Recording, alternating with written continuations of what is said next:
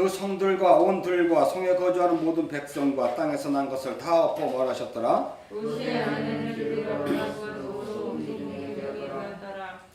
아브라함이 그 아침에 일찍 일어나 여호와 앞에 서 있던 곳에 이르러 소돔과 고모라와 그 온 지역을 향하여 눈을 들어 연기가 옮기거나 연기같이 씻었음을 보았더라. 하나님이 그 지역의 성을 멸하실 때 곧 롯이 거주한 성을 엎으실 때 하나님이 아브라함을 생각하사 롯을 엎으시는 중에 내보내셨더라. 롯이 소알의 거주하기를 도모하여 두 딸과 함께 소알에서 나와 산에 내려가 거주하되 그 딸과 함께 불에 거주하였더니 큰딸이 작은딸에게 이르되 우리 아버지는 늙으셨고 온 세상의 도리를 따라 우리의 배필될 사람이 이 땅에 없으니 우리가 우리 아버지에게 술을 마시게 하고 분실하여 우리 아버지로 말미암아 소를 이어가자 하고 그 밤에 그들이 아버지에게 술을 마시게 하고 큰딸이 들어가서 그 아버지와 동침하니라. 그러나 그 아버지는 그 딸이 눕고 일어나는 것을 깨닫지 못하였더라. 이튿날 큰딸이 작은딸에게 이르되 어젯밤에는 내가 우리 아버지와 동침하였으니 오늘 밤에도 우리가 아버지에게 술을 마시게 하고 내가 들어가 동침하고 우리가 아버지로 말미암아 후손을 이어가자 하고 그 밤에도 그들이 아버지에게 술을 마시게 하고 작은딸이 일어나 아버지와 동침하니라. 그러나 아버지는 그 딸이 눕고 일어나는 것을 깨닫지 못하였더라. 롯이 그 딸이 아버지로 말미암아 임신하고 큰 딸은 아들을 낳아 이름을 모압이라 하였으니 오늘날 모압 조상이요 작은 딸도 아들을 낳아 이름을 베남이라 하였으니 오늘날 암몬 자손의 조상이었더라. 아멘. 하나님 아버지, 오늘도 생명의 말씀이 주께 있음을 고백합니다. 말씀을 전하는 자나 듣는 자나 하나님의 뜻 안에서 오늘도 복된 수요 예배 되게 하여 주옵소서. 우리 주 예수 그리스도 이름 받들어 감사기도 드렸사옵나이다. 아멘. 오늘도 내용이 조금 길을 수가 있는데 이거를 이제 가급적으로 빨리 해야 돼요. 23절서부터 38절까지가 우리가 읽었는데 구조를 분석을 하면 실질적으로 30절서부터 38절은요 전혀 다른 내용이에요. 오늘 어떻게 보면 이 창세기 19장 끝머리에 붙어 있는 건데 요거는 창세기 21장 이후에 나올 이삭의 출생과 어떻게 다른가를 보여주는 그런 내용이기 때문에 사실 정확히 성경을 얘기한다면 이 19장이 아니라 20장이 돼야 되고 이 30절에 33절까지 38절까지가 그리고 20장은 21장으로 돼야 되고 이렇게 하는 게 사실은 오히려 더 수월할 수가 있어요. 성경 볼 때. 근데 이거를 30절 38절을 19장과 같이 붙여놔 버렸기 때문에 이 문제에 대해서 우리가 많은 오해들을 하고 있는 거예요. 문맥 구조상. 그러니까 다시 말씀드리면 이 30절 38절의 이 두 딸과 롯과의 어떤 그런 동침을 통해서 모압과 암몬을 낳는 이 과정은 어떻게 보면 이 19장에서 파생되는 내용이지만 정확히 보면 다른 내용으로 우리가 좀 봐야 돼요. 그러면 삽입이라고 하면 돼요. 삽입. 성경의 구조가 삽입이라는 구조가 있어요. 뭐냐면 어떤 것을 설명하기 위해서 빛을 비춰주는 역할을 해요. 여러분들이 연극을 보면 1막, 2막, 3막 사이에 항상 뭐가 있어요? 그 막간이 있단 말이에요. 그런 막간으로 뭔가 드러나는 앞으로의 일들을 이렇게 가르쳐 주려고 지금 30절, 31절 롯과 두 딸과의 그 동침 사건이 있는 거예요. 그러니까 이거를 19장 그 소돔성의 심판 이후에 나는 걸로 물론 연결을 하지만은 같은 상황으로 보면 많은 혼란에 빠질 수 있다는 것을 명심하시고요. 정확히 말하면 이 창세기 19장 소돔의 심판은 어디서 끝나냐면요. 여러분들이 보았던 것처럼 26절에서 끝나요. 26절 한번 읽을까요? 시작. 롯의 아내는 뒤를 돌아보았으므로 소금 기둥이 되었더라. 그래요. 그러니까 여러분 이 소돔과 고모라의 심판의 결론에 해당하는 것이 롯의 아내가 뒤를 돌아보아 소금 기둥이 되었다라고 하는 것을 통해서 이 소돔의 심판의 가장 중요한 핵심이 무엇인가를 성경이 드러내고 있는 거예요. 그러니까 우리가 표면적으로 이 성경을 읽으면 소돔의 심판의 핵심은 뭘까요? 소돔과 고모라의 타락상. 그 타락을 하나로 압축하면 롯에 처라는 사람이 불타버리는 소돔 성에 미련을 두어 뒤를 돌아다 보자 하나님이 그를 소기둥으로 만들어 버렸다 라고 표면적으로는 그렇게 돼요. 근데 여러분 이게 복음이란 말이에요. 하나님의 말씀이란 말이에요. 하나님의 말씀을 제가 오늘도 묵상 오늘 이 글을 보냈잖아요.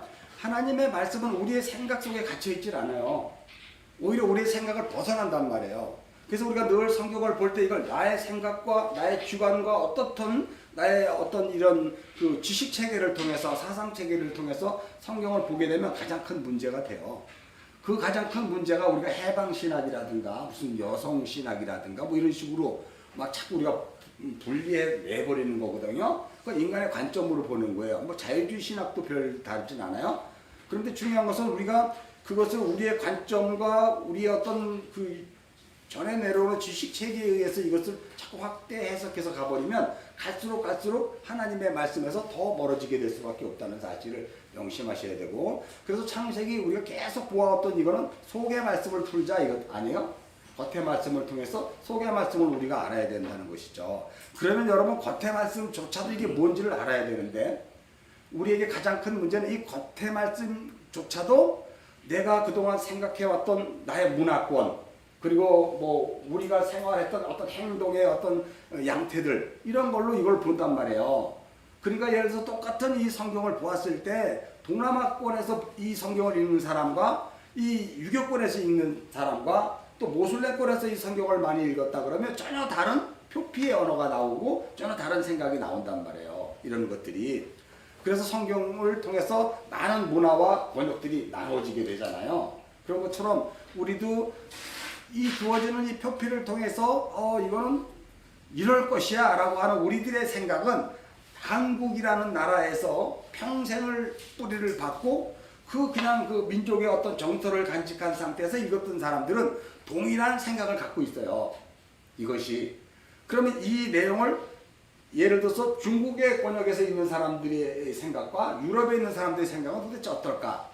한 번쯤은 생각해 볼 필요가 있다는 말이에요, 여러분. 그런데 그것을 우리가 로만 캐톨릭이 문자로 통일을 시켜버렸어. 그래서 사상과 자유로운 생각들을 다 억압시켜 버렸단 말이에요. 그래서 하나의 고착화되고 정형화된 성경을 만들어서 그것을 계속 따르게 하잖아요.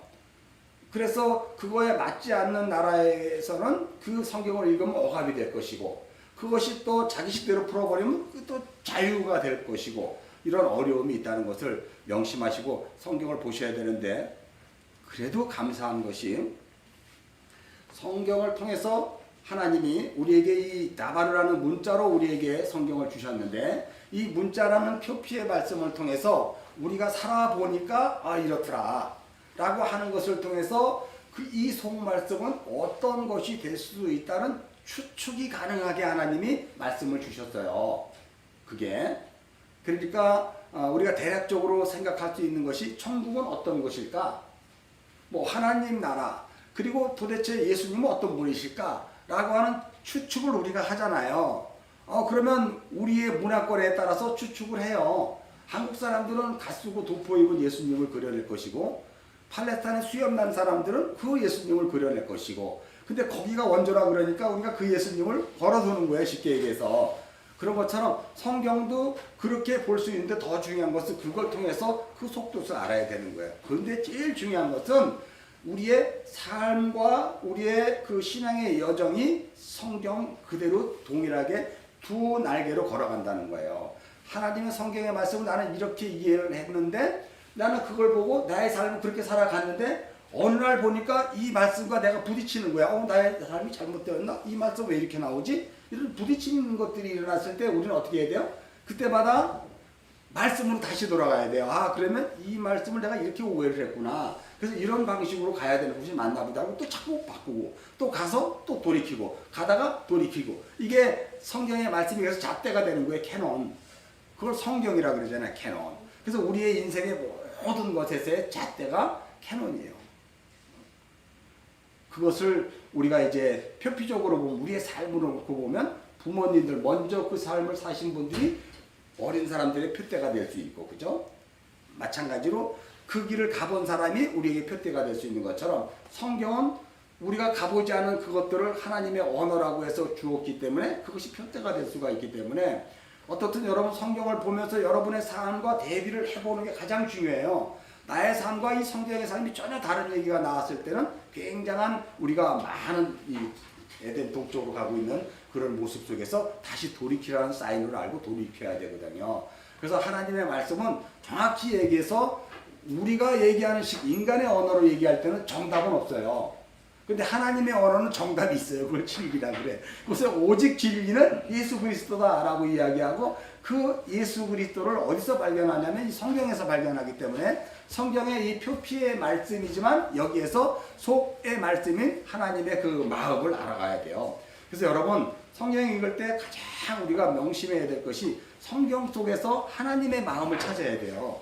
성경 속에서 하나님의 마음을 읽지 못하면 행여나 우리가 성경의 노예가 될 수가 있어요. 그걸 율법주의자라고 그러거든요. 그래서 오늘도 여러분 성경을 읽었잖아요. 지금 소돔과 고모라의 멸망을 읽었잖아요. 그럼 왜 하나님이 소돔과 고모라를 멸망시켰을까? 왜 하나님이 소돔과 고모라를 멸망시켰을까로 가야지 여러분들이 그러한 하나님의 마음을 읽는 것으로 가지 않고 다른 것으로 보게 되면 전혀 다른 곳에 와 있는 여러분을 발견할 수가 있다는 거죠. 그래서 제가 늘 이렇게 이런 얘기를 강조하는 것은 성경 읽는 법을 여러분들에게 꼭 알려주고 싶은 거예요. 성경 속에서 지식을 찾고 성경 속에서 진리를 찾고자 하되 가장 중요한 것은 너희가 성경을 연구하거냐 성경은 누구를 얘기한다? 예수 그리스도를 얘기한다는 것처럼 그 예수 그리스도이신 그 하나님의 마음을 읽으셔야 돼요. 그래서 오늘도 여러분이 이제 창세기 19장 소돔과 고모라의 심판을 여태까지 여러분이 알았던 것은 인류의 마지막 때 예수님이 재림하게 되게 되면 이런 심판이 있을 것이다. 우리는 늘 그렇게 얘기하고 그래서 이 소돔과 고모라의 심판은 지금 당장은 나에게 관계가 없다. 이렇게 가버리는 거예요. 모든 사람들이. 근데 여러분 소돔과 고모라의 이 심판이 과연 예수 그리스도의 재림하심이 있게 될 심판일까요? 그건 아니거든요. 표면적으로는 그럴 수도 있어요. 그러나 이면적으로는 그것이 나 한 사람의 구원과 관련되어 있다면 나는 유한한 인생을 살기 때문에 내가 지금 이 땅을 살고 있는 이 순간에 소돔과 고모라의 심판은 나에게 적용돼야 되는 것이고, 그죠? 그리고 노아의 홍수 역시 4,000년 전에 있었던 그 온 세계를 물로 멸망시켰던 그 사건이었지만 그거 역시 4,000년 전의 일이라 그러면 나하고 관계없는 일이 돼버리는 거예요. 그래서 여러분들이 이 성경의 진의를 찾지를 못하죠. 하나님의 마음을 읽어내지 못하는 거예요. 그래서 여러분이 신구약이 주어지게 된 것은 이 구약의 그 그림 언어를 통해서 신약이 주석을 달아준다는 사실을 명심해서 성경으로 성경을 찾아내야 돼요. 성경에서 성경을 찾아내지 않으면 우리가 성경을 오해할 수가 있기 때문에 어떠한 성경 구절 한 구절도 다른 곳에서 그 구절을 그대로 설명하고 있는 거예요. 그래서 성경은 반복이다 그래요. 창세기 1장서부터 2장, 3장까지가 하나님의 작정과 섭리에 의한 이 세상 창조, 더 깊이 들어가면 나에 대한 창조의 이야기였다면 4장서부터 이제 5장, 6장, 7장 넘어가면서부터 이것이 확대해서 그러면 하나님의 작정과 나에 대한 이 창조가 어떻게 만들어지는가를 쫙 펼쳐줘요, 하나님께서. 그래서 이제 11장까지 간 다음에 결론적으로 하나님의 가장 큰 자비, 여러분이 알고 있던 것처럼 바벨탑 사건은 뭐예요? 우리가 힘을 합쳐 흩어짐을 면하자 그런 거거든요. 근데 흩어짐을 면하여 하나님께 대적하자 그런 적은 없어. 흩어짐을 면하자 그랬거든요. 그건 인간의 어떤 본능이에요. 인간은 혼자 있으면 늘 두렵죠. 그래서 뭉치기를 원해요. 그래서 우리라는 단어를 많이 쓰잖아요. 이게 사상을 갖게 되면 공산주의가 되고 민주주의가 되고 이것이 우리 교회가 되고 이렇게 버리면 문제가 되는 거죠. 그런 것처럼 이제 그런 것들을 통해서 우리가 하나님의 온전하신 진리의 말씀이 뭔지를 자꾸 깨달아 알아가기 위해서는 다른 성경이 이 성경을 해석해주고 있다는 것을 명심하셔야 돼요. 그러면 여러분 이제 그 노아의 홍수는 우리가 베드로전서에서 봤잖아. 노아의 홍수는 뭐라 그랬어요? 세례라 그랬잖아. 베드로전서 한번 가보고 또 오늘 이 소돔과 고모라의 심판에 대해서 우리가 베드로 전후서를 한번 찾아봅시다.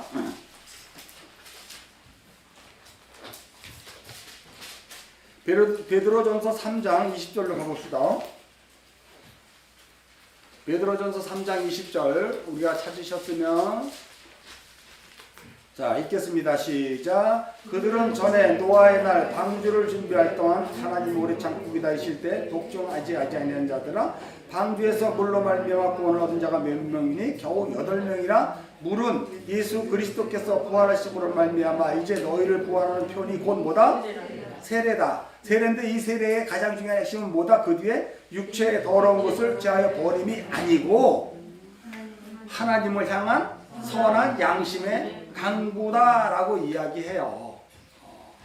세례, 여러분의 세례는 내 육이 죽고 이제는 나는 하나님으로 살아가겠습니다라고 하는 선한 양심의 강구의 그 삶을 이야기한다고 얘기했어요. 그러니까 노아의 홍수는 물 세례, 그잖아요. 그러니까 베드로후서를 여러분 이제 또 보면 이게 소돔과 고모라에 대한 이야기죠. 먼저 여러분이 읽을 것이 바로 뭐냐면 자, 같은 이야기인데 2장 5절, 6절, 7절, 8절이란 말이에요. 근데 5절은 옛 세상을 용서하지 않고 오직 의를 전파하는 노아와 7 식구를 보존하는 거예요. 그죠? 그런데 6절에는 소돔과 고모라 성을 멸망하기로 정하여 제가 되게 하서 후세에 경건하게 하는 자를 본을 삼았는데 똑같이 5절 오직 의를 전파하는 노아와 7 식구 물세례에 해당하는 것과 소돔과 고모라의 심판을 동일하게 7절에서 이렇게 얘기하겠습니다. 시작. 무법한 자들의 음란한 행실로 말미암아 고통당한 의로운 옷을 건지셨으니 8절 이는 의인이 그들 중에 과연 날마다 저 무법한 행실을 보고 들음으로 의로운 심령이 상함이라 라고 이야기해요. 그러니까 여러분 물세례에 해당하는 그 노아의 홍수와 그리고 6절, 7절, 8절을 통해서 이 소돔과 고모라의 이 심판에 대한 내용은 무엇에 대한 이야기일까? 의에 대한 이야기란 말이에요. 의를 전파하는 노아와 그 의 때문에 고통당하는 롯 있죠? 무슨 소리인지 알죠? 그러면 여러분이 아까 얘기한 것처럼 베드로전서 3장 20절에서 물세례를 뭐라 그랬어요? 우리를 구원하시는 예수 그리스도의 부활하심으로 말미암아 구원하실 표라 그랬잖아요. 근데 중요한 것은 육체의 더러운 것을 제하여 버림이 아니라 뭐다? 하나님을 향한 선한 양심의 간구라 그랬단 말이에요. 뭐가? 물세례가. 그죠? 그런데 다시 여러분 베드로후서 2장 7절 8절을 보면 무법한 자들의 음당한 행실로 말미암아 고통당하는 의로운 옷을 건지셨다 그래요. 그러니까 육체의 더러운 것을 제하여 버린 것이 아니라 그 나라는 여전히 육의 세계를 가지고 살아가는 그것을 물세례라 그러잖아요. 물세례는 내가 죽었지만 나의 육이 죽었지만 여전히 어떻게 돼요? 이 삶을 그대로 살아가요. 육체의 더러운 것을 내가 제하여 버린 것이 아니라 육체의 더러운 것들을 날마다 경험하고 부딪히면서 그 삶을 살아가는데 물세례를 받은 자지 우리가. 그게 신앙이란 말이에요 여러분. 예수 믿었는데 왜 이렇게 세상은 더러워요? 뭐 테스 형 세상이 왜 이렇게 그래요? 한 것처럼 우리가 비록 예수를 믿고 물세례를 받았단 말이에요. 예수 그리스도의 십자가의 죽으심으로 부활하심으로 우리를 구원하신 그 표를 받은 우리인데 또 불구하고 육체의 더러운 것을 제하여 버림이 아니라고 베드로 사도가 얘기했어요. 그래서 예수를 믿고 세례를 받은 자로 이 세상을 살아가면 그것이 제하여 버린 자가 아닌, 그죠? 완벽한 의의 상태가 아닌 하나님을 향한 선한 강구가 바로 오늘 여기서 이 베드로후서에서 뭐라고 얘기해요? 의로운 옷이라 그러잖아. 저들의 불법한 행실로 말미암아, 그죠? 여기 읽으면 음란한 행실로 말미암아 무법한 자들의 고통당한 의로운 옷을 건지셨다 그러잖아요. 그러니까 여러분 여기서 여러분이 이제 보시면 물세례와 성령세례는 어떻게 해요? 하나로 연결되어 있는 거네. 물세례 따로 성령세례 따로가 아니라 물세례를 통해서 이제 성령세례가 주어지는 거예요. 불심판이, 소돔과 고모라의 심판이. 이해하십니까? 혹시 이해하세요? 이거를 이해를 해야 이 창세기 19장이 넘어가요. 그러니까 여러분 우리가 여태까지 세례, 노아의 홍수가 세례라는 것조차도 좀 황당했어. 근데 고린도전서 10장 2절서부터 4절까지는 너희가 모세의 품에 안겨 어떻게요? 출애굽했다 그러잖아요. 그걸 세례라고 이야기한단 말이에요. 동일하게. 성경들이 다 증언한 걸 지난 시간에 했으니까 뭐 물세례는 할 필요 없고. 근데 그 물세례가 끝나는 것이 아니라 육체의 더러운 것을 제가 버린 것이 아니라 하나님을 향한 의로운 그 선한 양심에 대한 간구라고 그러고 물세례를 끝내버렸거든. 그러면서 이제 고린도 후서에서 사도 바울이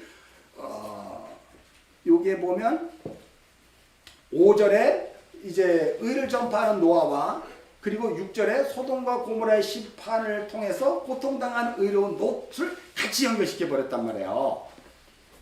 그러니까 우리의 구원의 여정은 물세례와 불세례에 해당하는 성령 세례가 어떻게 돼요?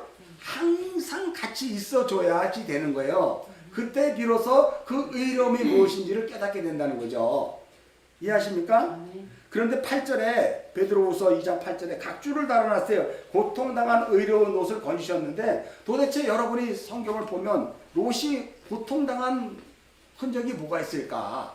우리가 창세기 19장에서 읽으면 그 소돔성에 있는 그 사람들이 문 밖에서 두들겨 가지고 오늘 내 집에 들어온 사람을 끌어내라. 내가 그와 상관하니라.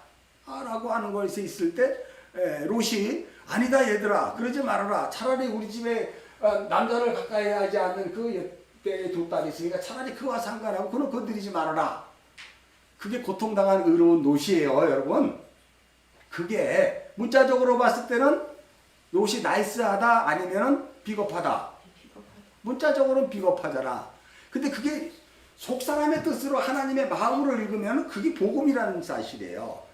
그럴 때 얘들아 오늘 우리 집에 들어온 이 사람을 너희가 상관할 수 있는 자가 아니야. 그는 하나님의 천사들이기 때문에 안 돼. 네가 상관하면 너희들 다 죽어. 바로 직사야. 그러니 차라리 우리 집에 있는 남자를 가까이 하지 않은 두 딸을 너희가 차라리 상관해 라고 할 때 이 두 딸은 어떤 딸이다? 언약이라 그랬잖아. 옛 언약과 새 언약일 수도 있고 행위 언약과 은혜 언약일 수도 있고. 그러니까 그들은 어떻게 해야 돼요? 두 딸을 상관해야지, 취해야지, 락하여야 된단 말이에요. 그래야 그가 복음이 뭔지 알고 생명이 뭔지 알고 구원에 이르게 되는데 그들은 그거를 아니다. 우리는 꼭 그 사람과 해야 된다 그러잖아요, 여러분. 그 여러분이 여태까지 창세기 19장에 읽었던 내용이죠?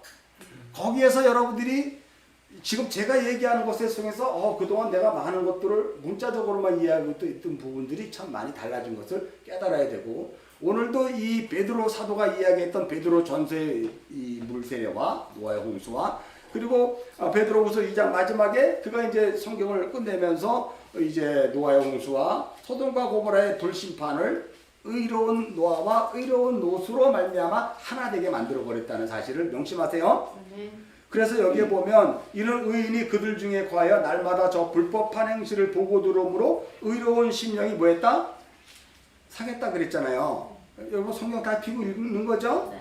그럼 여러분 이는 의인이 그들 중에 거하여 라고 이야기해요. 여러분 그러면 의인이 되는 건 어떤 사람이에요?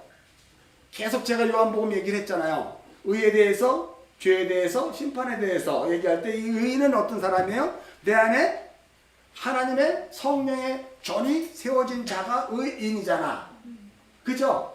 의인이 세워지면 그걸로 완성돼서 끝나는 것이 아니라 의인이 세워졌지만 하나님의 성전이 내 안에 세워져 있지만 고린도전서 3장 16절, 고린도전서 6장 19절처럼 그럼에도 불구하고 여전히 내 옛사람의 그 성전이 내 안에 있다 없다? 있다. 있죠.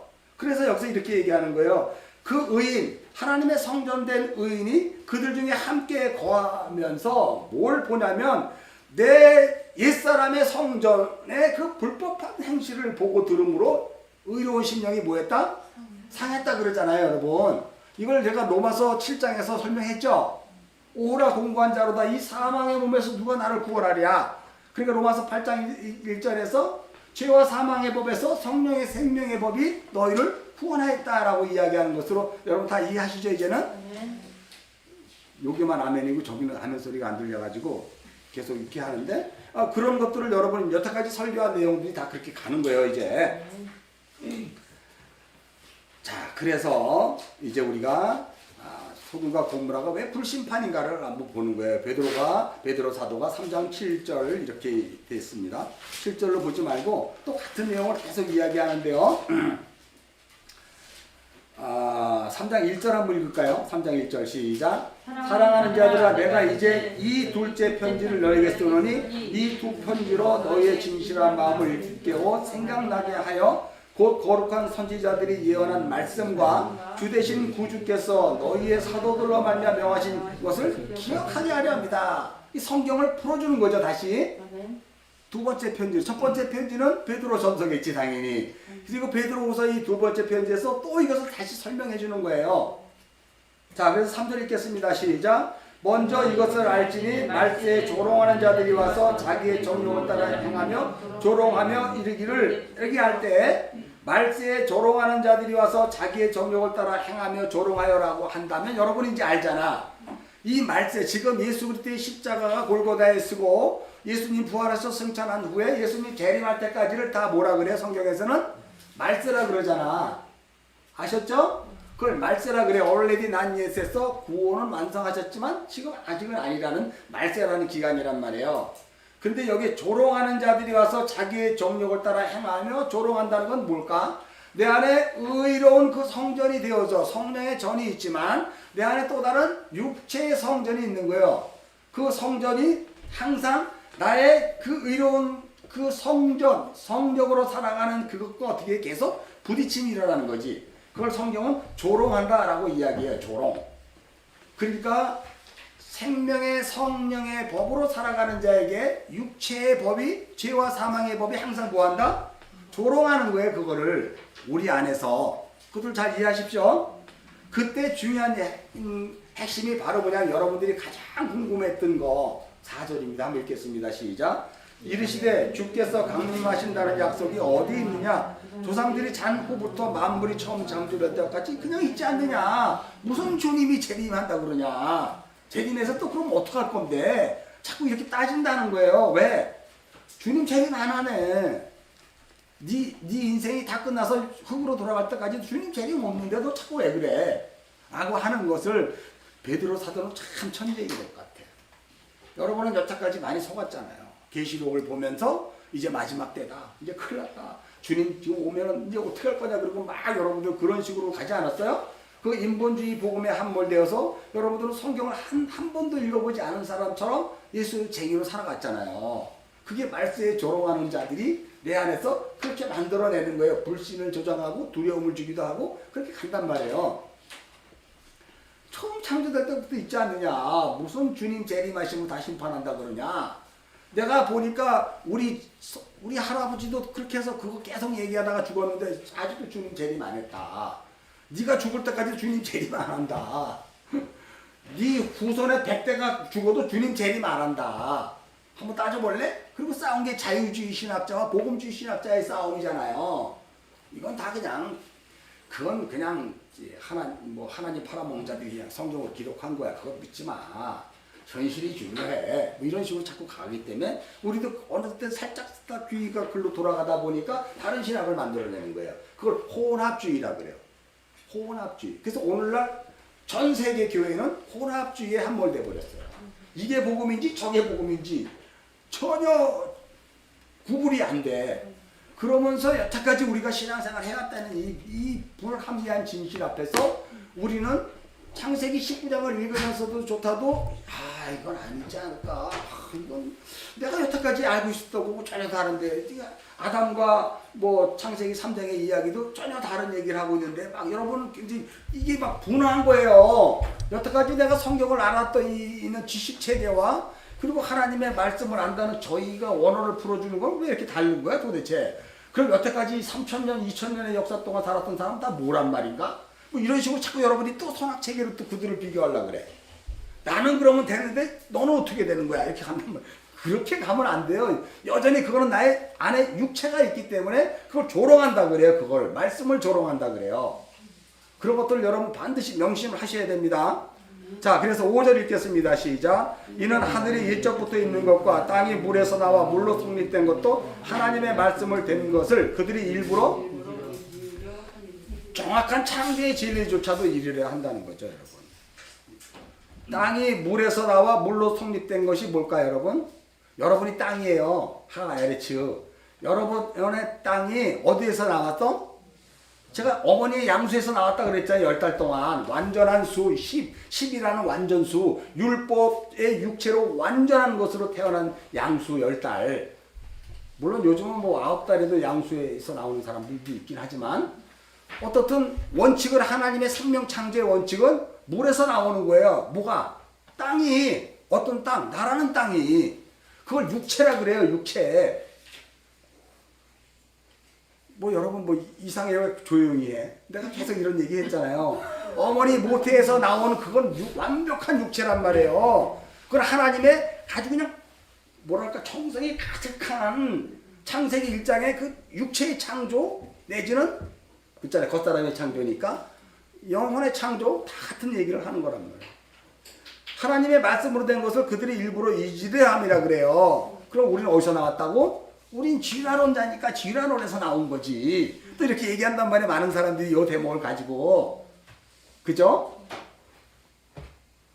뭐 이런 걸 굳이 더 길까 갈 필요는 없어요. 이 정도까지 여러분 아니까. 자, 6절 읽겠습니다. 시작. 그때 세상은 물이 넘침으로 말미암아 멸망한. 이건 뭘 얘기하는 거예요 지금? 노아의 홍수 물 세례를 얘기하는 거잖아요. 그죠?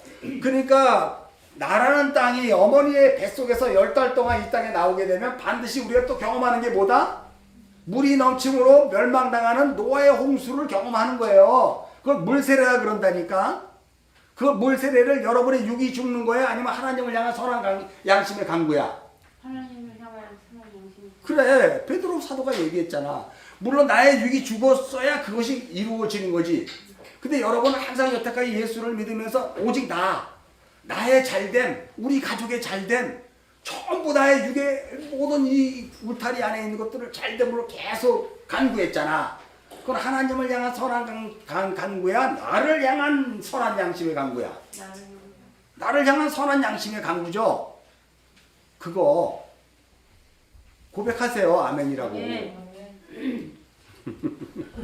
너무 심하게 내가 했나?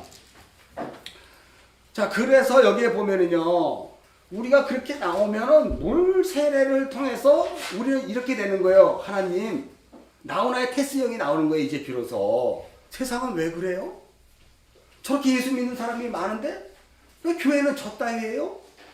왜 나는 맨날 이렇게 신실치 못하는 이런 삶을 살아갈 수밖에 없는 거죠? 근데 왜 내가 결심하고 자꾸 나가려면 맨날 이렇게 흔들려야 돼요? 이런 게 나오는 거잖아. 그 선한 양심의 강구예요. 그게. 물세례를 받으면 그게 계속 있는 거예요. 그래서 이제 어떻게 되는 거예요? 그래서 내 음성을 들어줄 것 같은 그분에게 그 이야기를 하는 자가 이제 되는 거죠. 자, 그래서 6절에 이 노아의 홍수를 통해 물세례를 얘기하면 7절 읽겠습니다. 시작. 이제는 하늘과 땅은 그 동일한 말씀으로 불사르기 위하여 보호된 바 경건하지 아니한 사람들의 심판과 멸망의 날까지. 이게 소돔과 고모라의 심판에 대한 이야기예요. 그런 자들에게 이제는 뭐가 있다고? 하늘과 땅은 이제 분명히 다시 이야기하죠. 물세례를 받으면 어떻게 되냐면 하늘과 땅이 분리가 돼요. 땅적 존재인 내가 하늘을 아는 존재가 된다니까요. 뭐가? 물세례를 받으면. 그래서 여기다 하늘과 땅은 이렇게 이야기하는 거예요. 하샤마임. 그죠? 그래서 동일한 이 성경의 말씀, 동일한 말씀, 노아의 홍수와 같은 동일한 이 말씀으로 이제는 물로 심판하는 게 아니고 불사르기 위하여 지금 어떻게 돼요? 간직되었다 그래요. 다시 말해서 여러분이 이제 예수를 믿으면 이제부터는 물 세례로 말미암아 하나님의 복음, 하나님의 생명을 알아가는 것이 아니라 불태워짐으로 말미암아 하나님의 말씀, 그 복음, 하나님의 마음을 알아가는 자가 된다는 거지. 그게 소돔과 고모라의 심판의 정의예요. 그러므로 이 불세례, 유황불 세례는 비처럼 내렸다 그랬잖아. 이건 다시 뭐예요? 나중에 이제 다시 할 건데, 그것은 진리의 물이 내 안에 들어오면 내가 여태까지 알고 있었던 비진리적인 속성들이 태워지는 거예요. 응? 그래서 나의 비진리적인 속성이 태워짐으로 말미암아 이제 드러나게 되는 것이 바로 예수 그리스도가 우리에게 그렇게까지 알려주고자 했던 그 생명 되신 복음, 예수 그리스도의 십자가만이 우리에게 남는 거예요. 그래서 우리는 오라 공고한 자로다. 이 사망의 몸에서 도대체 누가 나를 구원해 줄까? 돈 많은 이웃집 아저씨인가? 그 아저씨 오늘 초상 치렀잖아요. 그 아저씨. 그것도 아니고 그러면 뭐 대통령인가? 뭐 1년 후에 또 그것도 어떻게 될지도 모르니까 그럼 누구란 말인가? 나오라의 테스형? 그러면 아니구나. 예수 그리스도가 맞구나. 그럼 우리가 계속해서 얘기하는 거죠. 그죠? 그 선한 양심의 강구라는 거예요, 여러분. 근데 중요한 건 심판과 멸망의 날까지 보존하여 두었다는 거예요. 지금 여기에 보면. 그러면서 베드로 사도가 이렇게 여러분들에게 얘기합니다. 8절 읽겠습니다. 시작. 사랑한 자들아, 죽게는 하루가 1000년 같고 1000년이 하루 같은 이 한 가지를 잊지 말아라. 사랑하는 자들아, 하나님의 약속을 기간으로 늘려 알려고 하지 말고 여러분의 인생 안에서 어떤 걸 나누어서 보지도 말고 그냥 하나로 봐라 라고 이야기하는 거예요. 하나님 나라는 시간이 있다 없다? 시간이 없다. 그럼 네가 이 시간의 역사를 지금 살고 있는 상황에서 너는 내일도 오늘이고 20년 전도 오늘이야. 20년 후도 오늘이야. 하나로 사는 거야. 그러니까 나는 미래에 나는 뭐가 될 거예요 라고 하면서 되는 사람들은 오늘 어떻게 돼요? 그 미래가 오늘 바로 내 앞에 있거든. 그렇게 살면 20년 후에 당신의 목적하는 바가 될 수 있는지 없는지 오늘 내가 알 수 있다니까. 그렇잖아요. 왜냐하면 20년 전에 내가 그렇게 계획을 했는데 오늘 한 번도 되져본 적이 없는 이러한 이 못마땅한 현실 앞에서 나의 이 연약한 육신을 드러내고 있으니까. 그죠? 그러니까 이 복음이 얼마나 현실적이고 우리의 삶을 정확하게 인도해 주는지 몰라요. 그래서 제발 추상적이거나 아니면 여러분들이 여태까지 교회에서 배웠던 이 성경 지식으로 자꾸 이거 공부로 가지 말고 삶과 두 기둥으로 두 날개로 가지 않으면 성경은 하나도 여러분들에게 적용이 안 되는 거예요. 그래서 이 말씀을 이렇게 이야기하는 거예요. 사랑하는 자들아, 주께서는 하루가 1000년 같고 1000년이 하는 것 같은 이 사실을 잊지 말라. 9절 읽겠습니다. 주의 약속은 어떤 이들이 더디다고 생각하는 것 같이 더딜 것이 아니라 오직 주께서는 너희를 대하여 오래 참으사 아무도 멸망하지 않고 다 회개하게 이르기를. 우리 이거 잘 알잖아. 하나님이 왜 재림 안 하신다고? 저런 못된 인간도 회개하고 돌아오기를 하나님 참고 기다리신다. 맞아요. 틀린 게 아니라니까. 맞다니까. 그럼 저 못된 인간만 회개하고 돌아와야 돼? 나같이 못된 나 안에 있는 그 속 사람들 회개하고 돌아와야 돼. 그러니까 하나님은 이 세상을 문을 닫아버릴 걸 언젠가는 몰라요. 그렇지만 그 심판이라는 개념은 나라는 속사람, 나라에는 그 옛적 자아가 문을 닫는 그 심판에 항상 적용이 되는 거예요. 주님의 재림하심은. 이 파루시아라는 주님의 재림이라는 것은 우리가 죽고 물론 이제 무덤에 들어가 있다가 어느 날 나팔 소리가 바바박 나니까 이제 주님 불 가야지 하고 가는 어떤 표피적인 개념으로도 볼 수 있지만 이 나팔이라는 이 주님의 그 음성이 나팔은 내가 무덤 속에 있는 자거든요. 내가 예수를 믿는다고 하면서 육체라는 이 무덤 속에 갇혀 있는 자거든요. 그죠? 그럴 때 항상 주님의 나팔 소리가 들리는 거예요. 그러면 먼저 죽어있던 내 영혼, 내 죽어있던 나라는 이 존재가 깨어나게 된다니까 먼저. 그래서 주님을 영접한다니까요. 어렵지 않죠? 표피적인 것과 지금 당장 내 안에서 일어나는 것과 여러분이 이중구조로 같이 들어가셔야 돼요. 그래서 성경은 단순하게 볼 수가 없어요. 오늘 제가 글 올린 것처럼 이중구조, 삼중구조라고 그랬잖아요. 하나님의 마음을 세 가지로 봐야 되기 때문에 굉장히 복잡하지. 그리고 이 성경의 뜻이 두 가지의 뜻으로 계속해서 우리에게 비춰주니까 율법과 복음으로 진리와 비진리로 역사와 묵시로 하늘의 것과 땅의 것으로 계속 비춰주니까 그런 것들로 우리가 계속 보기도 버겁잖아. 그래서 성령님이 여러분에게 있는 거예요. 그것들을 알게 하기 위해서. 네. 그리고 이제는 목사와 교사로 주셨다. 그래서 저 같은 선생을 여러분들에게 주신 거예요. 같이 우리가 하라고. 물론 나는 잘하는 게 나도 몰라요. 고민 많이 하죠. 근데 제가 먼저 성경을 이렇게 볼 줄 아니까 여러분들에게 그대로 가르쳐 주는 거지. 목사가 무슨 뭐 대단한 겁니까? 목사가 성경 가르쳐 주지 않으면 절대 목사 아니에요. 그거는요. 교사 아니에요. 엉뚱한 소리하고 목소리 심주면 안 돼요. 여러분 코로나 때문에 힘들지만 그래도 우리가 힘을 다해서 하나님을 위해서 우리가 어떻게 살아가야 되는지 여러분 한번 고민하시고 아니 제가 이렇게 얘기하면 참 우리 목사님 목소리 좋고 사랑이 넘치는 것 같아. 그거 다 짝퉁이에요 여러분. 속지 마세요. 목사는 성경을 풀어주지 않으면 안 돼요.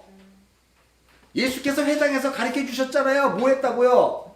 회당 예배가 오늘날 우리 여기 예배하고 똑같거든. 근데 예수님이 하나님이신 그분이 이 땅에 오셔서 성육신 하셔서 회당 예배 그대로 참석하셨어요.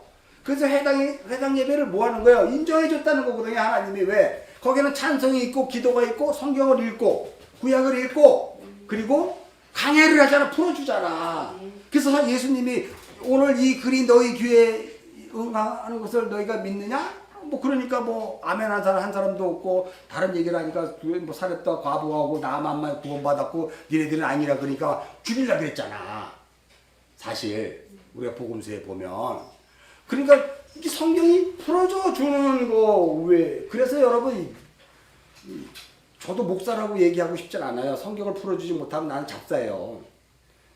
잡사. 세상 말 하는 사람이에요. 그러니까 저한테 올 필요도 없어요. 세상 말 하면 바로 문 닫으시 복음이 여기 있어. 나는 항상 문 닫아 각오하고 있는 사람이기 때문에. 그렇다고 또 여러분 이래. 목사님에게 성령의 음성이 들려지게 해서 결코 그리 아니하실지라도 이 교회는 계속 가야 됩니다라고 그렇게 하시면 안 돼. 나에게 성령의 말씀이 안 들려지면 여러분에게 제가 계속 가르쳐 줬으니까 여러분이 또 하면 되잖아요. 왜 자꾸 나한테만 시켜. 그잖아요. 나도 어디 여행도 가고 싶고 놀러도 가고 싶은데 왜 나한테만 시키냐고. 지금 나 여기도 10분 전까지 못 나왔잖아. 이 말씀 때문에. 이게 그런가? 진짜 맞나? 일주일 동안 계속 묵상을 보내면서도 계속 고민하잖아요. 끝까지. 도대체 주님이 이거 안 열어주면 끝인데 어떡합니까? 못 나오고 있는 거예요. 왜 목사님 안 나오지? 시간을 안 지켜. 그를 못 나온다니까. 확실히 안 있으면. 그래 여러분이 하셔야지 왜 나한테만 맡기냐고. 안 그래? 박인수가 해야지 이제 나중에. 여러분이 이영민 목사가 하든지 누가 다 해야지. 다 할 수 있어야 돼 그거 여러분. 누구한테만 맡기지 마세요. 누구한테만. 여러분의 생명이 달려있기 때문에 그래요. 자 그러면 다시 창세기 19장으로 가. 그럼 여러분 창세기 19장의 가장 중요한 얘기를 베드로 사도가 그대로 지금 설명해주고 있다는 거에 대해서 여러분 불만 있어요? 오해가 있어요? 이게 도대체 뭐예요? 라고 하는 것에 대해서 여러분 불만 있냐고요? 없잖아요.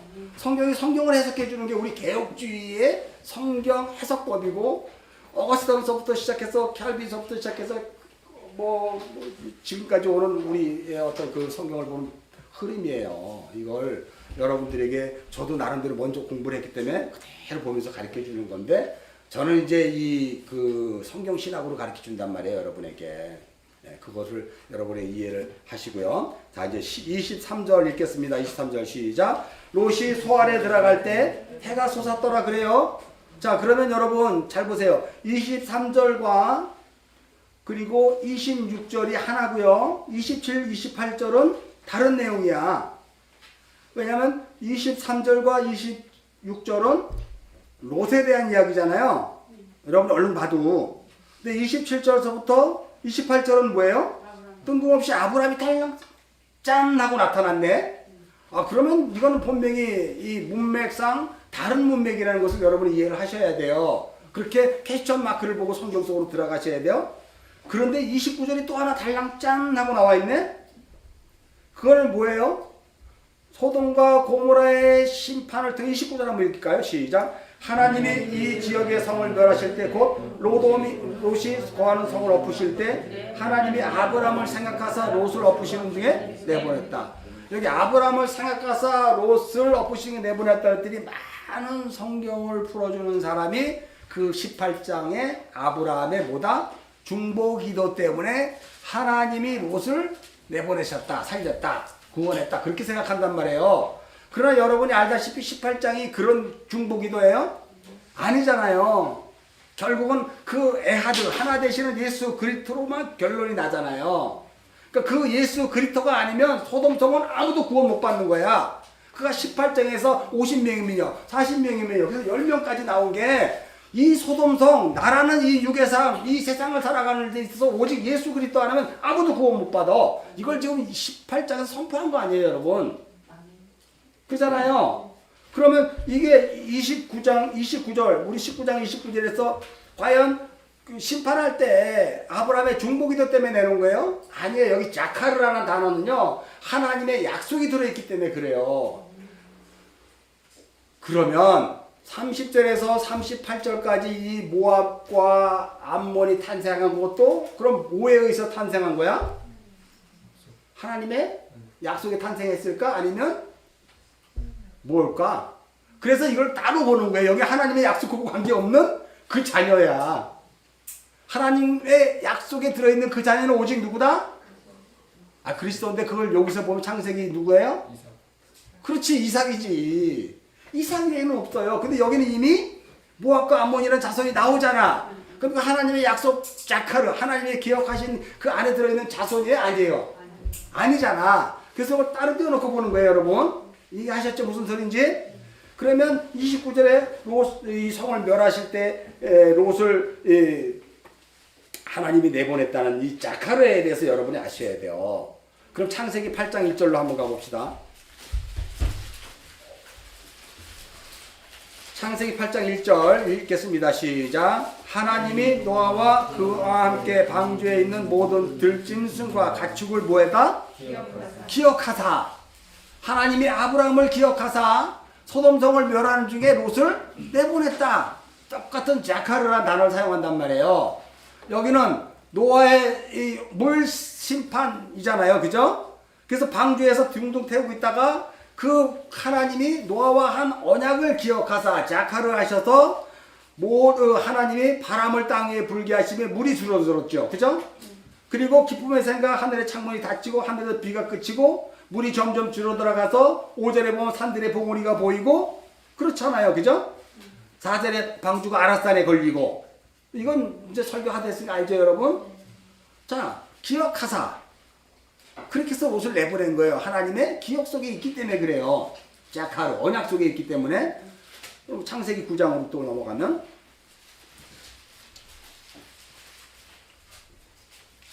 자, 우리 12절부터 읽게 11절부터 읽게 되겠네. 시작. 내가 너희와 언약을 세우리니 다시는 모든 생물을 홍수로 멸하지 아니할 것이라. 땅을 멸할 홍수가 다시 있지 아니하리라. 하나님이 이르시되 내가 나와 너희와 및 너희와 함께하는 모든 생물 사이에 대대로 언약을 세우는 언약의 증거는 이것이라. 내가 내 무지개를 구름 속에 두었나니 이것이 나와 세상 사이의 언약의 증거니라. 내가 구름으로 땅을 덮을 때 무지개가 구름 속에 나타나면, 잘 보세요 여러분, 구름으로 땅을 덮을 때 무지개가 나타나지. 소돔과 고모라의 심판은 뭐예요? 유황불로 땅을 덮으면 뭐가 나타나는 거야? 무지개가 나타나네. 언약이 나타나네. 아멘 안 아멘?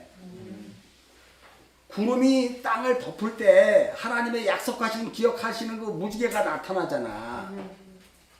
근데 지금 여러분 창세기 19장을 보면 소돔과 고모라가 유황과 불심판으로, 진짜 심판이란 말이에요. 문자적으로는 영원한 심판, 우리 육체를 다 불태워버리는 그 심판이란 말이에요. 그 심판의 와중에 그 심판이 온 땅을 덮어버렸지.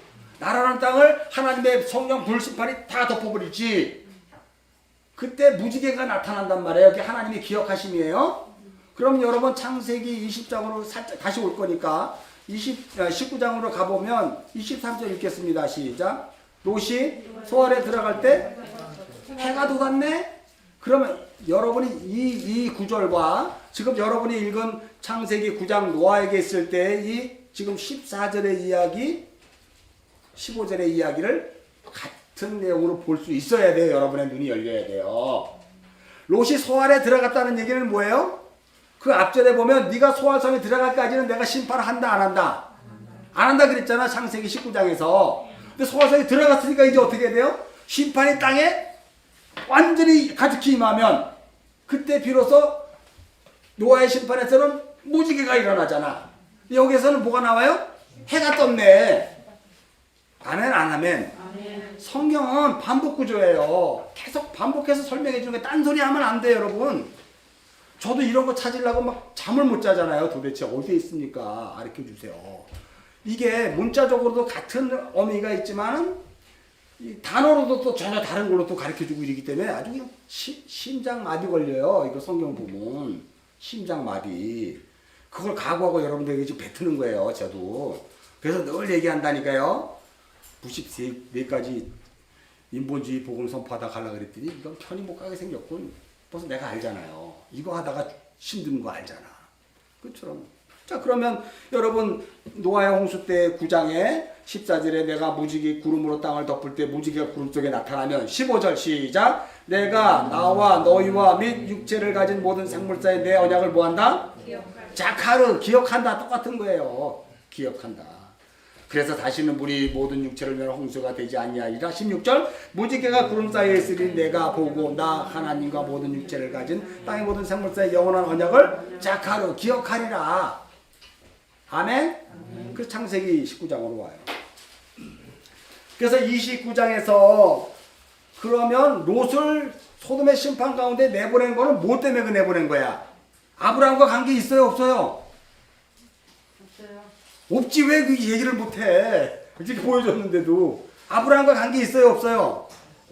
없잖아. 하나님 물론 아브라함과 약속하신 언약 때문에 그렇지만 실상적으로 여기에서 표면적으로 얘기하는 아브라함을 생각하사 롯을 엎으시는 우리가 알고 있는 그 아브라함의 중보 기도와 관계 있다 없다? 그건 없는 거예요. 그죠? 내가 또 설명을 그렇게 단도직입적으로 하니까 여러분들이 막 이렇게 써. 근데 무슨 소리인지 알죠? 그러니까 이건 아브라함의 행위와 관계없는 아브라함과 하나님이 하신 그 언약, 노아와 하나님이 하신 그 언약에 의해서 롯이 나오게 된 것이고, 그죠? 그리고 노아의 홍수에서는 내가 이제 모든 육체를 물로 변하지 않는 그것이 드러나게 된 거잖아. 그죠? 그래서 지금 보면 그래서 롯이 나온 거예요. 아브라함의 중보기도와 아무 관계없는 거예요, 여러분. 왜 하나님이 그렇게 해서 롯을 내보냈을까? 왜 하나님이 롯을 그렇게 내보냈냐고. 그게 바로 30절에서 38절의 내용이에요. 그럼 30절에서 38절은 도대체 하나님의 언약과 관계에 있다 없다? 자, 그래서 먼저 이걸 보고 넘어갈 거예요. 여러분들의 이해를 돕기 위해서 먼저 에베소서 2장으로 먼저 가봅시다. 그래야 여러분들이 이 내용을 금방 이해를 해요. 자, 에베소서 2장 11절, 12절 읽겠습니다. 시작. 그러므로 생각하라. 너희는 그때 육체로는 이방인이요 손으로 육체 행한 할례를 받은 무리라 칭하는 자들로부터 할례 받지 않은 무리. 자, 잠깐만. 손으로 할례를 받은 무리라고 칭한 그 무리들은 이스라엘이잖아. 근데 이스라엘 할례에도 들지 못하는 그들, 약속의 자손이라고 했던 이삭의 후예들이 아니라, 육적 이스라엘이라는 그 이삭의 후예들이 아니라 할례하고도 관계없는 그 할례 받지 못한 자들 누구야? 그들이 지금 여기에 30절에 38절에 드러나는 이방인들이잖아요. 모압과 암몬의 자손들. 이해하십니까? 그러므로 너는 생각하라. 너희는 그때 육체로는 이방인이잖아. 육체로는 손으로 육체를 행한 할례를 받은 무리라 칭하는 자들로부터 할례 받지 않는 자들이라. 그게 모압과 암몬이에요. 하나님과 관계없는, 할례와 관계없는 자들, 그 이방인들, 그들이 구원이 되네. 그죠? 그들이 구원받는 거예요. 그래서 여러분 복음을 잘 이해하시면 아닌 것을 하나님이 구원시켜요. 하나님의 지혜는 그런 걸 잘, 고린도서 2장으로 한번 가볼까? 요거 한번 더 읽고 갑시다. 기왕 본 거. 12절. 에베소서 2장 12절. 시작. 그때 너희는 그리스도 밖에 있었고 이스라엘 나라 밖에 사람이라 약속의 언약에 대해서 외인이요 세상에서 소망이었고 하나님도 없는 자잖아요. 이들이 암몬과 모압으로 대표되는 우리를 얘기하는 거, 이방인 무리들. 그죠? 그런데 13절 시작. 이제는 전에 멀리 있던 너희가 그리스도 예수 안에서 그리스도의 피로 가까워졌느니라. 아멘. 이게 우리에게 복음이 전해지는 사건이죠. 아까 뭐 하려다가 말하지? 조금 아까 뭘 보고 하라 그랬지? 네? 고린도서 2장. 우리 저 박인수 집사가 1장이에요? 2장이에요? 없는데요? 막 이렇게. 조금만 찾으면 되는데. 자, 우리가 이제 쭉 보면, 뭐냐면, 6절 읽겠습니다. 고린도전서 2장 6절 시작. 그러나 우리가 온전한 자들 중에서 지혜를 말하노니 이는 세상의 지혜가 아니고 이 세상에서 없어질 통치자의 지혜도 아니요 오직 은밀한 가운데 있는 하나님의 지혜를 말하는 것으로서 곧 감추어졌던 것인데 하나님이 우리 영광을 위하여 만세전에 미리 정하신 것이라. 이 지혜는 이 세대 통치자들이 한 사람도 알지 못하였나니 만일 어랍더라면 영광의 주를 십자가에 못 박지 아니하였으리라. 이 지혜예요. 10절 읽겠습니다.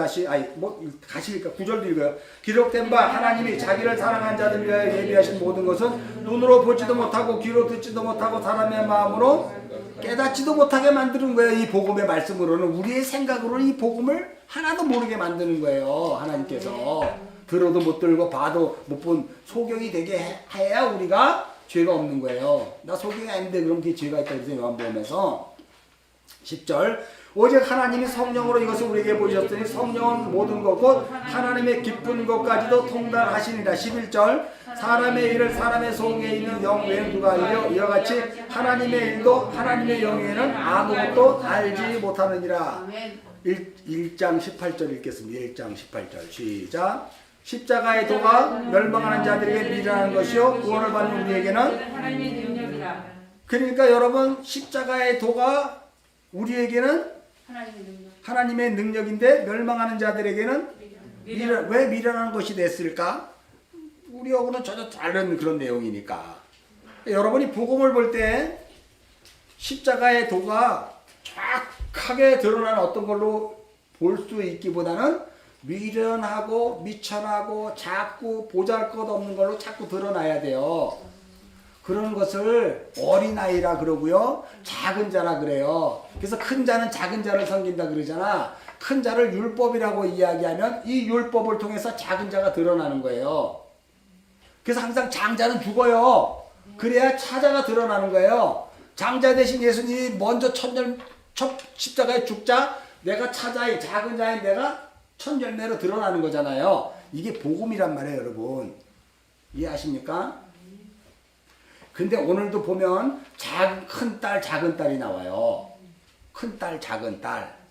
여러분이 계시록에 보면은요, 성부, 성자, 성령 하나님을 그대로 흉내내는 음료 적그리스도가 나오거든요.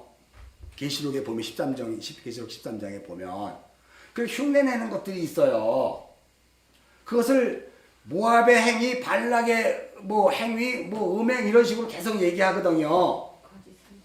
거짓 선지자들. 우리가 지난 주일 때 그거 했잖아요. 요한계시록 보면서 사탄의 회당, 발람의 행위, 그게 다 모압의 행위거든요. 그런 것들을 얘기한단 말이에요. 그죠? 그게 지금 롯을 내보내고 나서 30절에서 33절에 그 이야기 모압과 암몬의 얘기가 딱 드러나는 거예요. 그 비진리적인 속성이 지금 여러분들이 읽는 이 십자가의 복음과 어떻게 드러나게 되는가를 보라는 거예요, 여러분.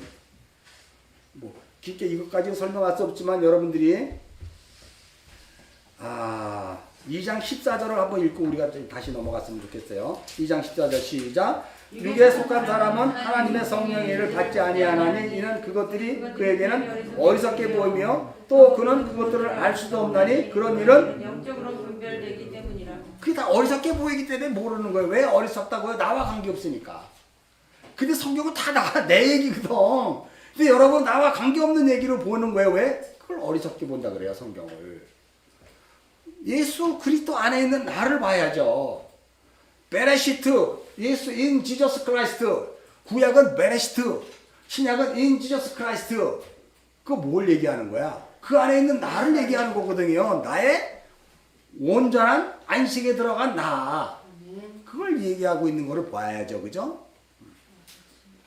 그래서 육에 속한 사람들은 하나님의 신령한 것들을 몰라요. 창세기 19장으로 갑시다. 그래서 여러분 여기에 보면 이제 30절을 한번 봅시다. 30절 읽겠습니다. 시작. 롯이 소알에 거주하기를 두려하여 두 딸과 함께 소알에서 나와 산에 올라가 거주하되 두 딸과 함께 굴에 거주하였다라고 그래요. 자, 그런데 여러분 이제 쭉 다 읽었는데 이런 거를 제가 우리가 이제 묵상했으니까 제가 단어를 다시 풀어줄 필요는 없고 전체적인 문맥의 구조를 여러분 잘 보세요. 지금 큰 딸이 작은 딸에게 계속 뭐 하자고 얘기하지? 자, 31절 읽겠습니다. 시작. 큰 딸이 작은 딸에게 이르되 우리 아버지는 늙었고 온 세상의 돈을 따라 우리의 백비를 달 사람이 이 땅에 없으니 32절 우리가 우리 아버지에게 술을 마시게 하고 동침하여 우리로 아버지로 말미암아 후손을 이어가게 하자. 그죠? 그 다음에 동일하게 또 34절도 한번 읽겠습니다. 시작. 이튿날 큰 딸이 작은 딸에게 이르되 똑같은 얘기 하잖아. 굳이 읽을 필요 없이. 그러니까 큰 딸이 계속해서 작은 딸에게 뭘 얘기를 하는데 그냥 큰 자가 작은 자를 섬기는 거예요.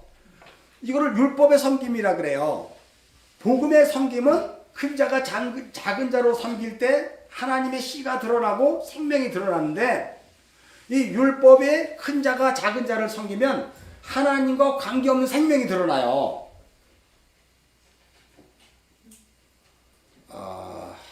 여러분들이 이해를 갖기 위해서 갈라디아서 3장으로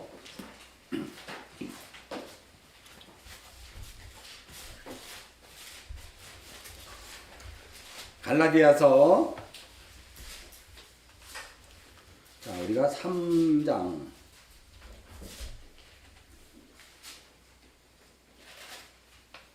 자 우리가 15절부터 읽겠습니다. 시작. 형제들아 내가 사람의 예대로 말하노니 사람의 언약이라도 정한 후에는 아무도 패하거나 더하거나 하지 못하느니라. 그렇죠. 사람끼리 약속도구잖아요. 자 16절 이 약속도는 아브라함과 그 자손에게 말씀하신 것인데 여럿을 가리켜 그 자손이라 하지 않고 오직 한 사람을 가리켜 자손이라 하시니 곧 그리스도 외에 그리스도 안에 있지 않은 자손은 다 약속에 있는 자손이 아니에요. 그리스도와 관계에 없는 자손은 약속의 자손이 아니에요. 여러분이 지금 그리스도와 관계에 있기 때문에 여기 앉아서 지금 하나님의 말씀을 듣잖아. 왜? 전에는 외인이었고 하나님의 약속 밖에 있었지만 이제 그리스도의 십자가의 피로 말미암아 둘이 하나가 되는 화평의 복을 누리는 자가 되었기 때문에 이제 이 말씀을 들으려고 여러분들이 감사하게도 앉아있는 거잖아요. 자 17절 내가 이것을 말하노니 하나님께서 미리 정하신 언약을 430년 후에 생긴 율법이 폐기하지 못하고 그 역사를 했더니 자 여기에 보면 지금 아브라함에게 약속한 언약이에요. 창세기 19장을 우리가 보고 있잖아. 17장에서는 430년 후니까 이거는 누구하고 한 언약이야? 이거 모세의 시내산 언약이네. 그죠? 그렇잖아요? 미리 그 모세의 시내산 언약도 미리 정하신 언약인데 지금 아브라함과 한 이 언약을 그 10계명인 모세의 언약도 폐한다 못한다 그러잖아요. 그것도 자 그리고 18절 읽겠습니다. 시작. 만일 그 유업이 율법에서 난 것이면 약속에서 난 것이 아니니라. 그러나 하나님의 약속으로 말미암아 아브라함에게 주신 것이라. 자 여기 보면 만일 그 유업이 율법에서 난 것이면 약속에서 난 것이다 아니다. 지금 창세기 19장에 모압과 암몬이 큰딸과 작은딸이 아버지와 관계함으로 말미암아 태어난 것은 약속으로 된 것이다 아니다. 여기 얘기하잖아요. 그러면 이거는 뭘로 난 거다? 율법으로 난 것이다 그러잖아요. 성경이. 아멘?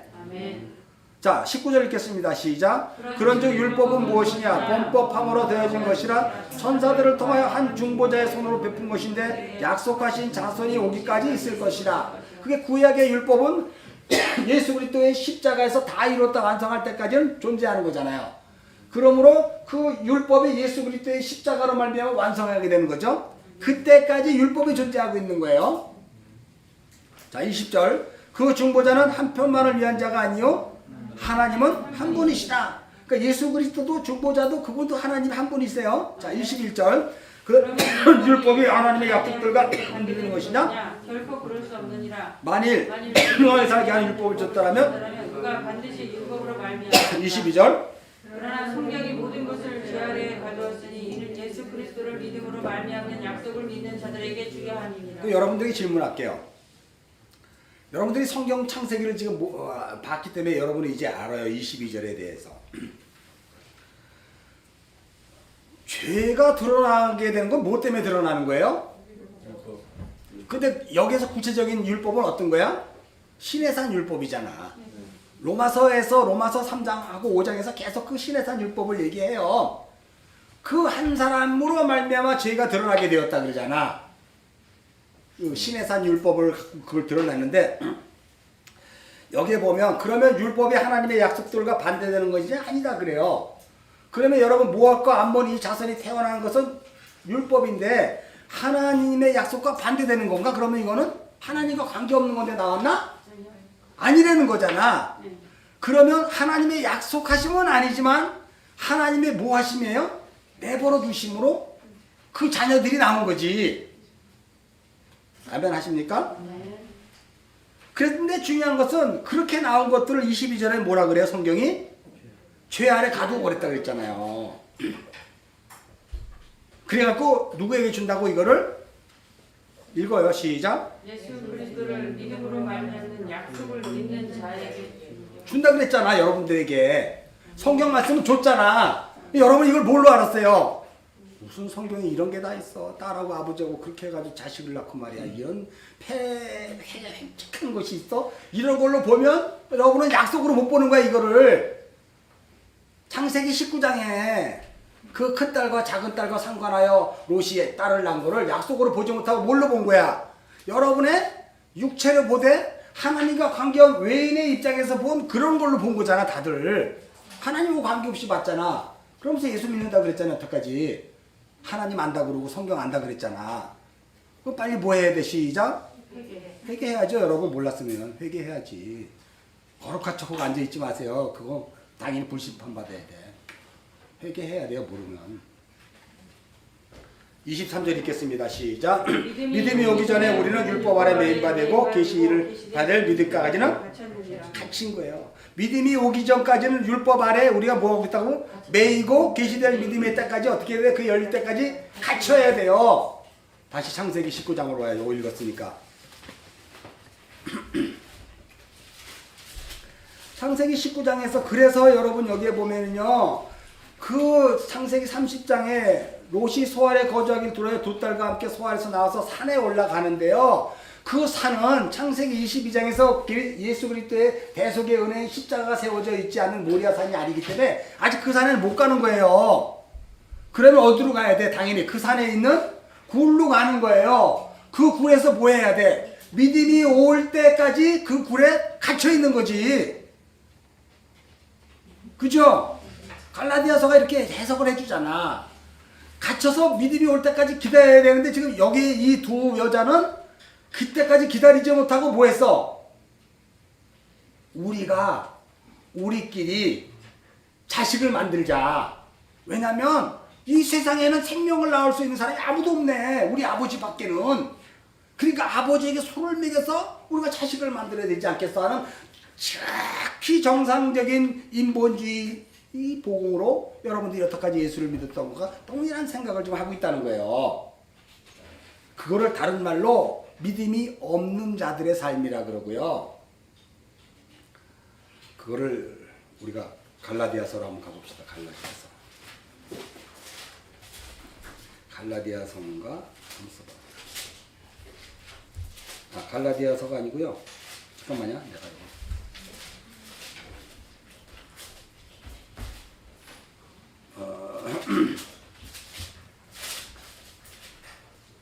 내가 이거를 잠깐 이따가 봐야 되는데. 자, 베드로후서 계속 읽다가 제가 중간에 넘어와서 그래요. 자, 9절 읽겠습니다. 시작. 주께서 경건한 자는 시험에 건지실 줄 알고 불의한 자는 형벌. 베드로후서 2장 9절. 형벌 아래 두어 심판날까지 지키시며, 그죠? 특별히 육체를 따라 더러운 정욕 가운데 행하며 주관하는 일을 멸시하는 자들에게 형벌할 줄 아시느니라. 이들은 당돌하고 자긍하며 멸치 않고 영광인 자들을 비방하니와 더 큰 힘과 능력을 가진 천사들도 주 앞에서 그들을 거슬러 비방하는 고발을 하지 아니하니라. 그러나 이 사람들은 본래 잡혀 죽기 위하여 난 이성 없는 짐승 같아서 그 알지 못하는 것을 비방하고 그들의 멸망하는 가운데서 멸망을 당하며 불의의 값으로 불의를 당하며 낮에 즐기고 노는 것을 기쁘게 여기는 자들이라. 이렇게 쭉 나와요. 그래서 14절에 그들을 저주의 자식이라 그래요. 그런데 15절에서 그들을 모압 자손과 대표되는 부올의 아들 발람의 길을 따르는 자들이라 그래요. 그죠? 그들을 17절에 뭐라 그럽니까? 시작. 이 사람들은 물 없는 샘이고 광풍에 밀려가는 안개니 그들을 위하여 깜깜한 어둠이 예비되었다 그래요. 그러니까 창세기 2장 5절에 안개만 수면에 올라오는 거예요. 비는 내리지 않는 그런 상태. 그렇잖아요. 여러분의 그 원래 원초적인 어둠인 상태. 그를 물이 없다. 진리가 없는 그런 샘이야. 마실 물이 없는 그런 샘을 먹고 있는 자들이라는 거예요. 자, 근데 그것들을 뭐라고 얘기하면 12절에 이성 없는 짐승이라 그래요. 이성 없는 짐승. 이성 없는 짐승을 뭐라고 얘기하냐면요. 22절에 이렇게 이야기합니다. 다시 읽겠습니다. 시작. 참된 속담에 이르기를 개가 터였던 곳에 돌아가고 돼지가 씻었다가 더러운 구덩이에 도로 누웠다 하는 말이 그들에게 응했도다. 이성 없는 짐승들은 하나님의 말씀을 들어서 이게 내 것이 그렇구나 라고 이야기하면 먹고, 아니면 뭐예요? 뱉어버리고, 나의 어떤 이 기복을 향해서 이득이 되면 먹고, 아니면 뱉어버리는 거를 이성 없는 짐승이라 그래요. 그러니까 하나님과 같은 말을 하지 않고 자기 말만 하는 자들이라 그런단 말이에요. 이들이 하나님의 약속과 전혀 관계없는 자들이란 말이에요. 이성 없는 이 짐승들. 자, 창세기 19장으로 다시 가면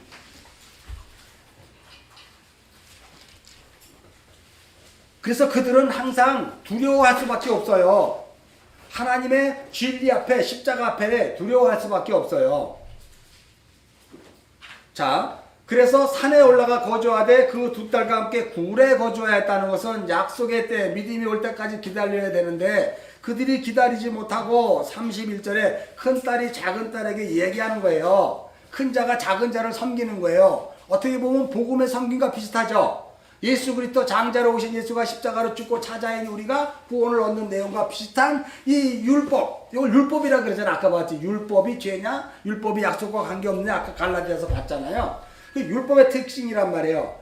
율법의 특징에서 큰 딸은 그 율법의 말씀을 표피적으로 하는 거예요. 표피적으로 이 세상을 딱 보니까 우리에게 자손이 없네. 그럼 어떻게 해야 돼? 자손을 만들어야 될 거 아니야. 그러면 누구에게 동의가 일어나야 돼요? 누구에게 동의가 일어나야 돼요? 내 안에 있는 작은 딸에게 동의가 일어나야 돼요. 그 율법조차도 표피적인 이걸 안목의 정욕 이성애잖아. 육신의 정욕이라 그러잖아. 그것을 하더라도 내 안에 있는 나의 속사람이 거기서 동의가 일어나야 하는데 나는 왠지 가기가 싫어. 그래서 안 갔어. 이런 거 많이 듣잖아, 여러분은. 내 마음에 왠지 하긴 하는데 왠지 못했어. 하기 싫어서. 이런 것들, 그게 작은 딸의 역할이에요. 여러분 안에. 큰 딸과 작은 딸. 큰 딸은 딱 보면 당연히 그걸 만들어가고 하는 거야. 행동적이면서 능동적이면서. 근데 큰 딸이 자꾸 작은 딸에게 지시하는 거예요. 야, 요번에 그런 일 있으면 내가 가야 되는데 우리 가자. 할 때 작은 딸이 나 가기 싫어 왠지. 이거. 지금 요 내용 그거는 약속과 관계없는 우리들의 양심이에요, 이게. 로마서에 보면 율법이 개입되기 전에 우리는 양심으로 살았다 그러잖아. 그죠? 그 양심 안에 우리를 가르쳐주는 표면적인 것과 이면적인 것이 들어있는데 그걸 여기에서는 큰 딸, 작은 딸 그래요. 충분히 이해하시죠? 그래서 눈에 본 것이 당연히 이렇게 하는 것이 옳지 않겠다고 내 안에 있는 속사람을 향해서 그것을 얘기를 해주는 거예요. 그러자 거기에서 당연히 그가 그니까 하자 이렇게 되는 거지. 하자 이렇게 되는 거지. 자, 그러면 여기 잘 보세요. 아버지는 늙었어. 그럼 아버지는 늙었으니까 육신의 아이, 생명을 낳을 수 있는 자야 아니야?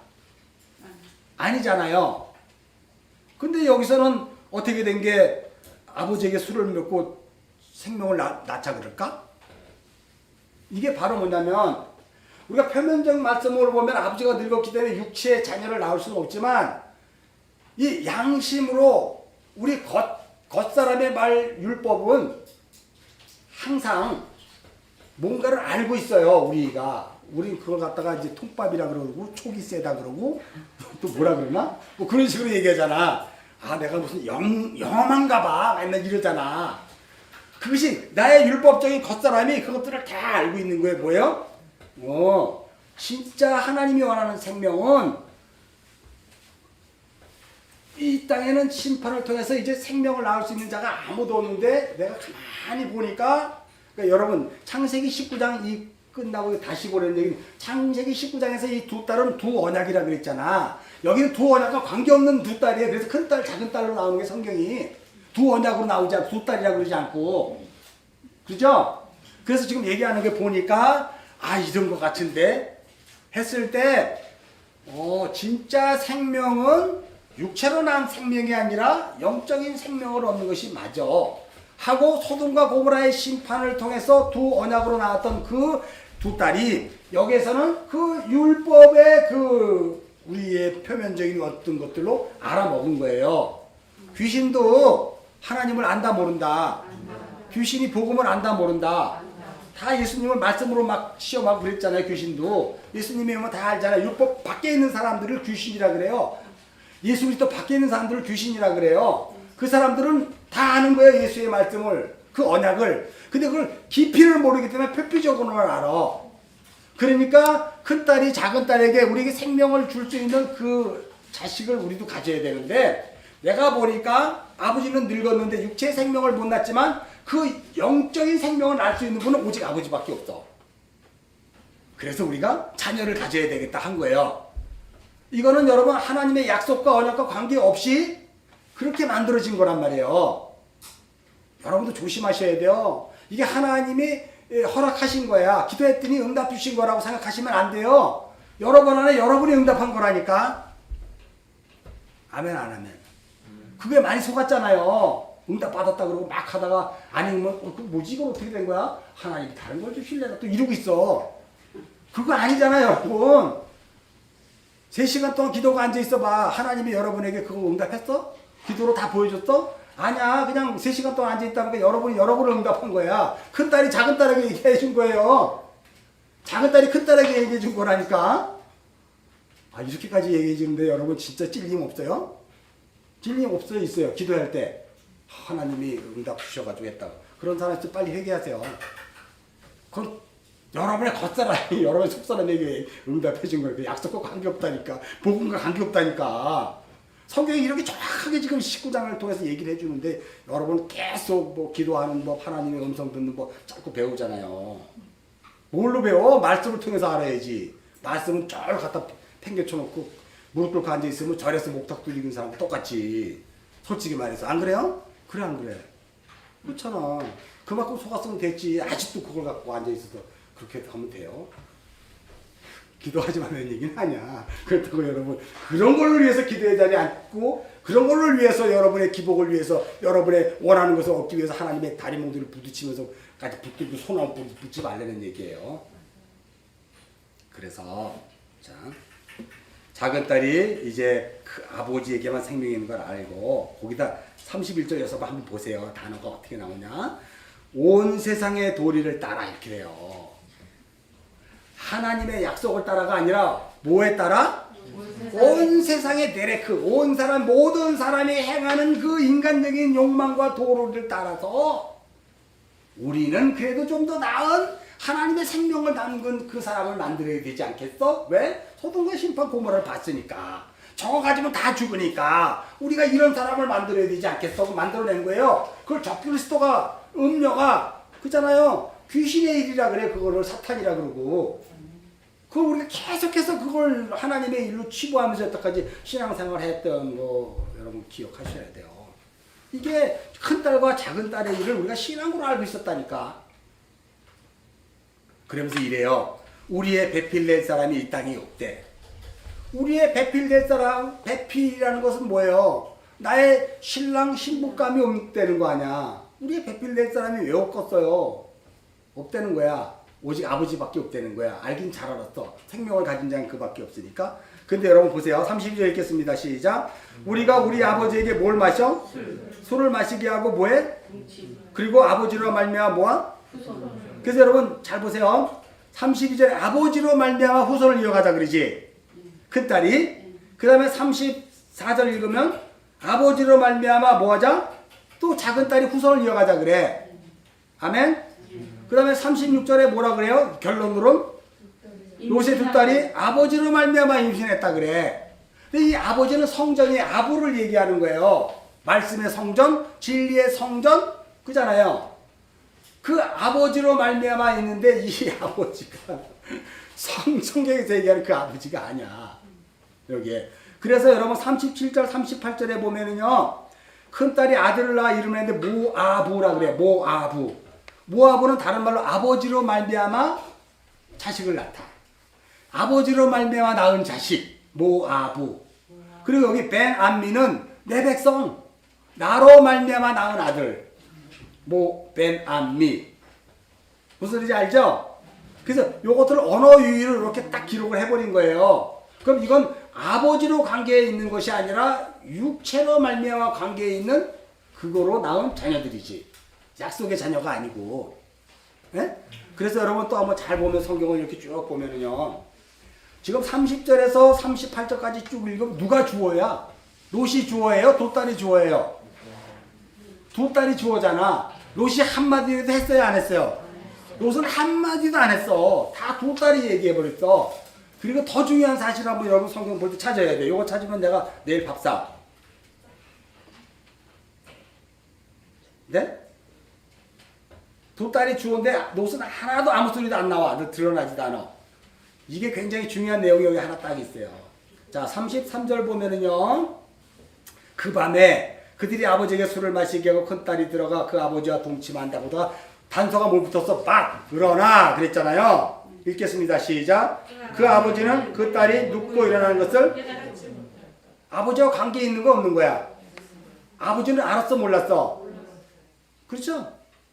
그 여기가 롯이라 그러지 않고 그 아버지라 그러잖아. 롯은 참된 생명이 된 자예요. 여기서는 성경에서 지금은.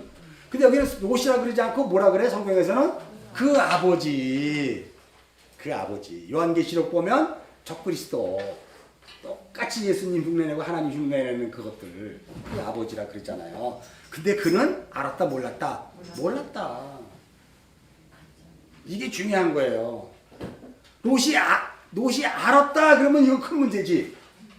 롯이 알았다 그러면 큰 문제지. 생명이 된 자가 어떻게 하나님의 그 언약을 무시하고 자기가 생명을 만들어 성경이 안 되는 거예요 이건. 그래서 성경에 꼭 이런 단어를 써서 꼭 첨부를 시킨단 말이에요. 그럴 때마다 여러분이 와 놀랍다 이래야 돼. 그렇잖아요. 왜 아버지는 몰랐어? 아버지는 술 챘으니까. 그 술 채서 모르는 게 아니라 여기 술에 대해서 이제 또 내가 이제 여러분에게 얘기할 때 요한복음 2장 가나의 혼인잔치 얘기했잖아요. 요한복음 2장 뭐 필 것 없이 가나의 혼인잔치 보면은 혼인잔치에 초대받았는데 그 첫 번째 술은 어떻게 돼요? 금방 떨어져서 기쁨의 잔치가 일어나지 않잖아. 그러니까 예수님의 어머니가 예수님께 얘야 술이 떨어졌는데 술 좀 만들어 주라 그러잖아요. 그래서 물로 술을 포도주를 만들잖아. 그러니까 여러분 잘 보세요. 이게 술은 뭘 얘기하냐면 물로 예수 그리스도의 그 언약으로 만들어지는 그 포도주는 최상급의 포도주야. 그건 잔치집을 계속해서 안식을 주며 잔치를 주는 건데 이거 첫 번째 포도주란 말이야. 이 술은 먹어도 목마르고 갈증나고 생명이 될 수 없는 물이란 말이에요. 그걸 여러분이 여태까지 먹었고 이스라엘 백성들이 그냥 내내 그 물을 먹었잖아. 터진 웅덩이에서 나온 물. 그냥 물은 많은데 마실 물이 없는 그 물 먹었잖아. 그죠? 그러니까 술을 먹였다는 얘기는 뭐냐면 생명이 있는 물이에요? 생명이 없는 물이에요? 그러나 물이야 그것도. 당장은 뭐예요? 당장은 목을 죽여주잖아. 요한복음 4장으로 한번 가볼까요? 그러면 잠깐. 가나안 잔치는 뭐 그렇게 하고 요한복음 4장으로 가보면 이 이야기를 지금 동일하게 해요. 수가성 여인을 통해서. 자, 우리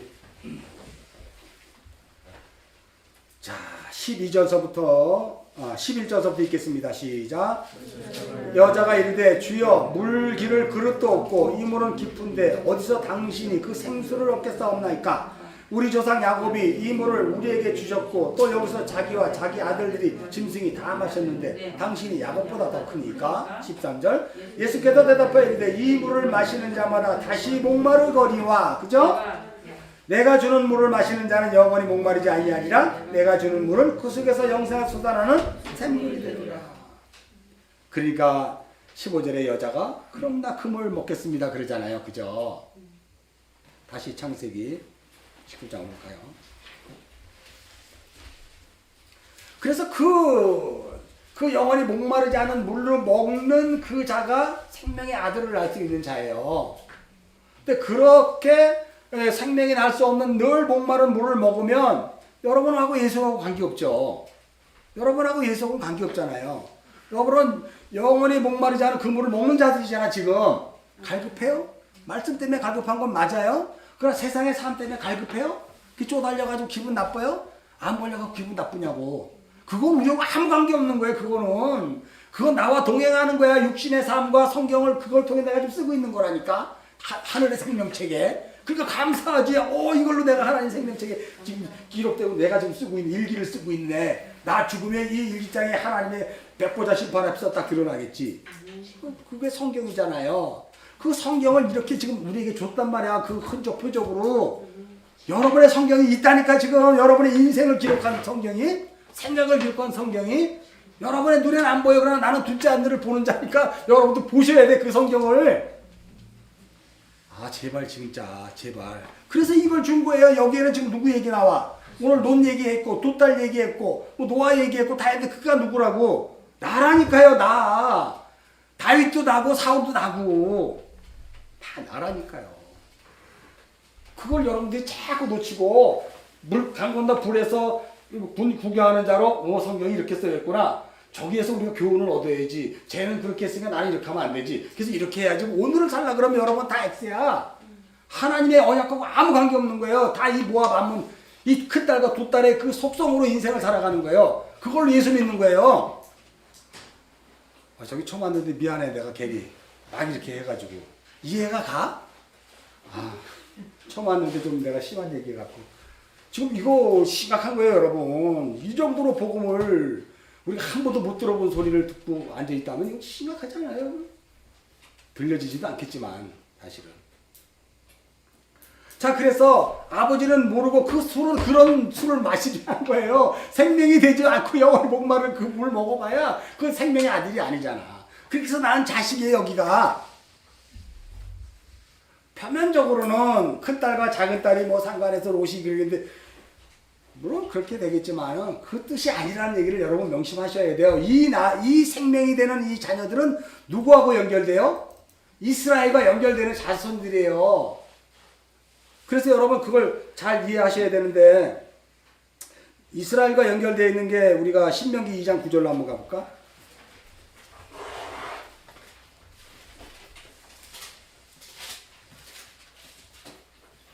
신명기 2장 9절 찾았으면 읽겠습니다. 시작. 여호와께서 내게 이르시되 모압을 괴롭히지 말라. 그와 싸우지도 말라. 그 땅을 내게 기업으로 주지 뭐했다? 않았다. 그 땅은 누구에게 줬다? 롯 자손에게 아르를 기업으로 주었다. 아르가 뭐냐? 10절 시작. 이전에 에밈 사람이 거기 거주했는데 아낙 족속같이 강하고 많고 키가 크므로 그들을 아낙 족속같이 르바임이라 불렀으니 모압 사람은 그들을 에밈으로 불렀다 그러잖아요. 그러니까 이 모압의 자손들은요, 그 아낙 족속 같고 강하고 많고 키가 큰 세상의 조건들을 흡수하며 살아가는 존재들이야. 왜? 생명이 없으니까, 거기 하나님이 없으니까 그걸 하나님으로 붙드는 거예요. 누가? 모압 자손들이. 그걸 롯에게 주었다 그러잖아요. 이거 이해하죠? 자, 그럼 그 뒤로 가면 암몬도 나오잖아. 암몬 19절 시작. 암몬 자손에게 가까이 이르거든 그들을 괴롭히지 말고 그들과 다투지도 말라. 암몬 족속은 땅은 내가 네게 기업으로 주지 아니하리니 이는 내가 그것을 롯 자손에게 기업으로 주었습니다. 동일하게 똑같이 얘기해요. 20절 21절 시작. 이것도 르바임의 땅이라 했나니 전에 르바임이 거기 거주하였으며 암몬 족속은 그들의 삼수밈이라 일컬었으며 그 백성은 아낙 족속같이 강하고 많고 키가 컸으며 여호와께서 암몬 족속을 그들의 멸하심으로 암몬 족속이 대신하여 그 땅을 대신 거주했다는 그가 그들이야. 그가 그라는 뜻이야. 거인 족속이고 많고 크고 이런 것들. 그런 것들로 이스라엘 옆에 붙여주는 거예요. 이스라엘 옆으로. 자, 신명기 23장.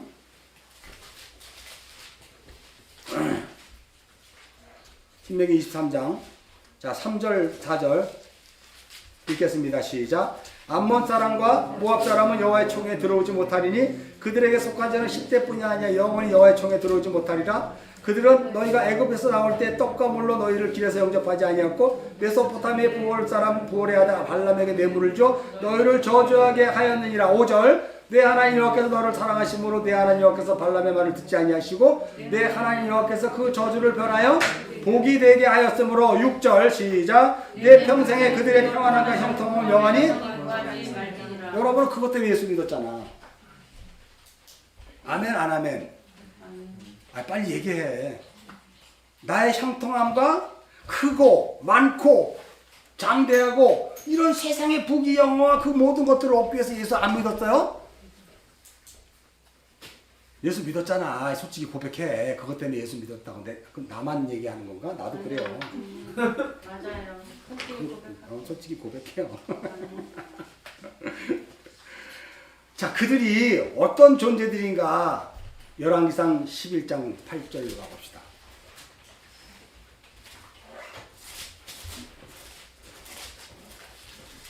(7절) 8절 열왕기상 11장 7절 8절. 자, 찾으셨으면 읽겠습니다. 시작. 가증한 그모스를 위하여 예루살렘 앞 산에 산당을 지었고 또 원문 자들의 가증한 몰록을 위하여 그와 같이 하였으며 또 그가 그 이방 여인들을 위하여 그와 같이 한지라 그들이 자기 신들에게 분향하며 제사하였더라. 여기 보면 지금 모압과 암몬의 그 크고 장대한 그것들을 솔로몬이 취했어요 안 취했어요? 취해버리잖아요 결론적으로. 왜 솔로몬이 얘를 취했을까? 솔로몬은 약속의 아들이 아니에요. 솔로몬은 여디디아라 그래서 예수 그리스도의 예표예요. 알아요 몰라요? 이제부터 제가 복음을 설명하려고 그러는 거야. 암몬과 모압은 여호와의 총에 절대 못 들어와. 여러분이 민수기에 읽었던 것처럼 고자도 못 들어오고 그냥 사생아도 못 들어와. 다 못 들어와. 영원히 하나님 나라의 죄된 족속들이에요. 뭐가? 지금 창세기 19장에 모압과 암몬 이 두 딸로 난 것들은 하나님하고 관계없는 자들이라니까. 근데 아까 에베소서 2장 11절 12절 읽을 때 뭐라 그랬어요? 너희는 전에 외인이요 이방인이요 하나님의 약속과 관계없는 자다. 또 저쪽에서는 너희는 할례 받은 자로부터 할례 받지 않은 그런 자들이다. 그렇게 얘기하잖아요 여기를. 근데 이들이 성경을 이렇게 쭉 나레이션을 가면서 솔로몬쯤 와서 솔로몬이 그들을 취한다니까. 그들의 악행을 저지른다니까.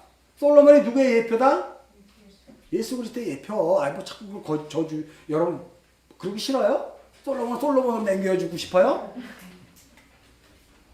솔로몬의 예표예요. 그가 그 죄를 덥석 무는 거예요. 그들의 죄를 덥석 무는 거예요. 왜 물었어? 그들을 구원하려고. 여러분 구원하려고 여러분의 죄를 덥석 무는 거예요. 솔로몬이 예수가 율법 안에 오셔서 죄 있는 모양으로 그 죄를 덜컥 물어버린 거예요. 그래서 십자가에서 신명기의 법에 의해서 달려 죽잖아요. 나무에 달려 죽잖아요. 그러면 여러분이 영원히 여호와의 총에 들어가지 못할 여러분이 예수를 알고 그 예수로 말미암아 생명의 양식을 얻어 오늘을 살고 있잖아. 그리고 보이지 않는 그 하늘 영원한 약속을 갖고 지금 이 땅을 살고 있잖아. 그런데 오늘 불편한 게 여러분에게 무슨 대수냐고. 오늘 삶에서 여러분들에게 시시각각 다가오는 그 찔림과 그 고통이 여러분에게 무슨 의미가 있냐. 그건 축복이지. 나를 돌이키게 하고 하나님의 약속으로 향하게 하는 하나님의 사랑이지. 하나님의 사랑은요, 당신은 사랑받기 태어난, 이게 사랑 아니에요. 나를 사랑하기 위해서 하나님은 오늘이라는 이 날에 끊임없이 넘어 걸림돌과 거치는 돌에 부딪히게 만들어요. 그래서 부딪혀 꽈당 넘어지면서 오늘도 나는 교만하게 내 인생을 살았군요. 참 나는 바보같이 살았네요. 아하 나는 바보군요. 이렇게 부르는 거예요 여러분이. 그래서 뭐 어떡하겠다고. 예수가 아니면 나는 도무지 이 땅에 살아가야 할 존재가 아니네요. 주님 아니면 난 살아갈 수 없는 존재네요. 여러분 삶이 날마다 고백되어지는 거야. 그래서 오직 예수야. 그 십자가의 복음. 그분이 여러분을 걸려 넘어지는 돌, 여러분을 자꾸 찌르고 모함하는 이유 앞에 붙여놓는다니까요. 아주 못 살게. 근데 우리는 저 인간이 쫓아버리게 해주세요. 나를 여기서 편하게 이런 거 하면 안 돼. 그거는 영원한 아버지의 그 나라 가면 그렇게 될 거고, 여기서는 저 인간에게도 네가 교만이 깨지지 않고 네 삶이 여전히 모압과 아모르가 살만하면 더 강한 여부를 또 갖다 붙여라. 사방을 포위해놔. 그래서 시편에 보면 나를 치려고 오는 적군들이 사방에 나를 그냥 불러오면 다 보니까 그럼 어떻게 해야 돼? 그 길에서 유일하게 살아날 수 있는 것은 예수 그리스도밖에 없는 걸 하나님 그렇게 하는 거예요. 그래서 지금 솔로몬이 이 모압을 덥석 물어버리잖아요. 지금 굳이 여러분 이제 더 이상 설명 안 해도 되죠? 또 계속 찾아줘서 해줘? 안 해줘도 되죠. 다 창세기 19장을 왜 딴 것도 있는데 이거만 갈 수 없잖아. 자, 그래서 여러분 이 30절에 38절에 모압과 이 자녀들에 대한 출생에 대해서 충분한 비밀이 풀렸습니까? 이제는? 안 풀렸으면 다시 또 들어가야 되고. 충분히 풀렸죠? 그리고 나서 이제 20장과 21장에 이삭이 나오는 거예요. 20장에 아비멜렉의 태를 닫았던 거를 그 아브라함에 의해서 다시 열어주고 21장에 태가 열려 이삭이 나오는 거예요, 이제. 그래서 이거는 삽입이란 말이에요, 막간 두 딸은. 자, 그럼 다시 이제 우리가 창세기 19장 23절 보다 말았어. 23절이 이건 뭐예요? 무지개 언약과 해가 뜬 거고 동일한 거죠? 창세기 32장에 야복강에서 하나님과 씨름하고 그가 이스라엘로 변하자 해가 아침에 돋았잖아. 그거 보니엘이잖아. 그 내용과 또 이걸 확장해 주는 거예요. 야복강에서의 그 야곱의 이 보니엘 사건은 지금 이 사건을 확장해 주는 거예요. 소돔과 고모라를 또 확장해 주는 거예요. 그럼 이 소돔과 고모라에 전에 있었던 사건은 무슨 사건이 아까 봤던 것처럼 노아의 홍수의 무지개 언약이잖아. 그죠? 그래서 자꾸 나가는 거예요. 그 노아의 홍수의 무지개 언약은 창세기 몇 장에 또 들어가 있어. 그 창세기 2장 16, 17절이야. 행위 언약, 은혜 언약. 모토 타모토 어떤 거로 먹을 건데 그걸로 먹고 죽어야 되는데 너는 뭘로 먹고 죽었어? 선악을 알게 한 나무를 먹고 죽잖아. 그럼 안 되지. 우리 생명나무라는 나무를 먹고 죽어야 되잖아.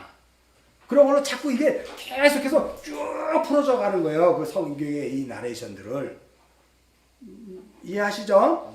자, 그래서 여러분 이제 보세요. 24절 읽겠습니다. 금방 끝나요. 24절 시작. 여호와께서 하늘에서 곧 여호와께로부터 유황과 불을 소돔과 고모라에 비같이 내. 이거는 제가 전에 했잖아요. 유황과 불이 아니라 원어로 보면 유황불이에요. 그냥 유황불. 그래서 여러분 이게 유황불이라고 이야기하면 여기서 보면 이 그 단어를 코페르라는 단어를 썼거든요. 코페르. 자, 코페르가 어디에서 나오냐면요. 코페르 나무라고 있어. 코페르 나무. 창세기 7장으로 한번 가봅시다. 유황불과 이것과 같은 내용이라는 걸 내가 좀 보여주는 거예요. 창세기 6장 7절이 아니고 6장 14절 읽겠습니다. 시작. 너는 코페르 나무로, 이게 유황이에요. 유황. 코페르 나무로 너를 위하여 방주를 만들어. 그러니까 방주는 뭘로 만들었어? 코페르 나무로 만든 거예요. 그러니까 소돔과 고모라의 유황이 불처럼 내리는 거예요. 그게 뭘 만드는 과정이야? 방주 만드는 과정이야. 심판을 통해 구원을 하는 그 과정을 설명하고 있는 거예요. 이해하십니까? 그래서 코페르 나무로 여기는 방주를 만드는데 그 안에 칸들을 막고 역청으로 칠하래. 역청으로 칠한다. 이게 코테르라는 단어군요. 코테르인가? 그거는 뭐냐면 구속하다, 속죄시키다 이런 뜻이잖아요. 칠하다가 또 카파르야. 코페르, 카파르, 또 뭐라 그랬죠? 코테르. 다 그런 언어 유희가 이 방주 사건에 들어가 있는 거예요. 창세기 6장 14절. 아멘. 다시 와요. 창세기 19장 24절. 그러니까 지금 하나님께서 하늘의 여호와께로부터 유황불을 내리고 있는 것은 지금 노아에게 방주를 코페르 나무로 카파르를 칠해서 만들라고 얘기하는 거 동일한 거라니까. 이해가 갑니까? 이해 가요? 지금 이게 방주 만드는 거예요. 왜 방주를 만들었어? 심판에서 살려내기 위해서. 왜 여기저기 유황불이 나왔을까? 이거는 죽이는 심판이지만 뭐 하는 거예요? 영원한 것으로 하나님의 아들로 하나님 것으로 살려내는 거니까. 그래서 지금 이게 방주 사건과 유황불이 동일하게 나오는 거예요. 이것만 나오면 아유 목사님 너무 이상하지 않아요? 그걸 그렇게 해요? 아무리 단어가 똑같아도 그래요. 그런데 그렇지 않아요. 더 확실하게 하나님이 뭐라고 얘기해 주면 뭐라고 얘기해요? 유황불을 소돔과 고모라에 뭐처럼 내렸다? 비처럼 내렸다는 거예요. 비. 진리의 비. 이른 비, 늦은 비를 계속 내려주는 거예요. 그거 왜 내려주는 거야? 비는 왜 내려줘? 우리가 원래 비가 내리지 않아요. 원래 창세기 2장 5절에는 뭐야? 안개만 이렇게 올라오고 있었더라. 비는 없었고. 안 찾아봐도 돼요. 창세기 2장 5절. 그래서 하나님이 그때 사람을 만들어서 에덴 동산에 갖다 놓고 그때부터 이제 복음을 시작하잖아요. 마찬가지로 여기는 안개만 있었던 그런 상태에서 이제 비를 내려주는 거예요. 생명의 비를 내려주는 거야, 소돔과 고모라에. 그러니까 이거는 문자적으로 보면 정말 이 땅에 있어서는 안 될 그냥 우리가 영화 속에서 보는 그 심판의 광경일 수도 있지만 더 중요한 것은 내 안에서 일어나는 나를 구원하기 위하여 나를 방주 속에 집어넣으신 하나님의 사랑하심과 그리고 나를 구원하시기 위해서 유황불로 지져버리시고 나를 죽이고 옛 것들을 태워버리고 하나님의 새로운 피조물로 만들려는 하나님의 놀라우신 은혜와 자비의 그 얘기지 이게. 아멘이죠. 그러니까 여러분 이제 제가 하는 얘기를 잘 들어야 돼요. 표면적으로 하는 얘기, 그럼 그거 아니고 이거란 말도 하지 말고 이중언어라 그랬어요, 그죠? 한쪽은 그런 영화에서 보는 것처럼 온 세상의 심판이 일어나는 것 같지만 그거를 또 이중언어로 속사람으로 언어로 내 안에 내 말을 끌어들이면 이게 내 안에서 일어나는 일이잖아, 그죠? 거기에 하나님의 마음이 세 가지로 나에게 빛을 비춰주는 거예요.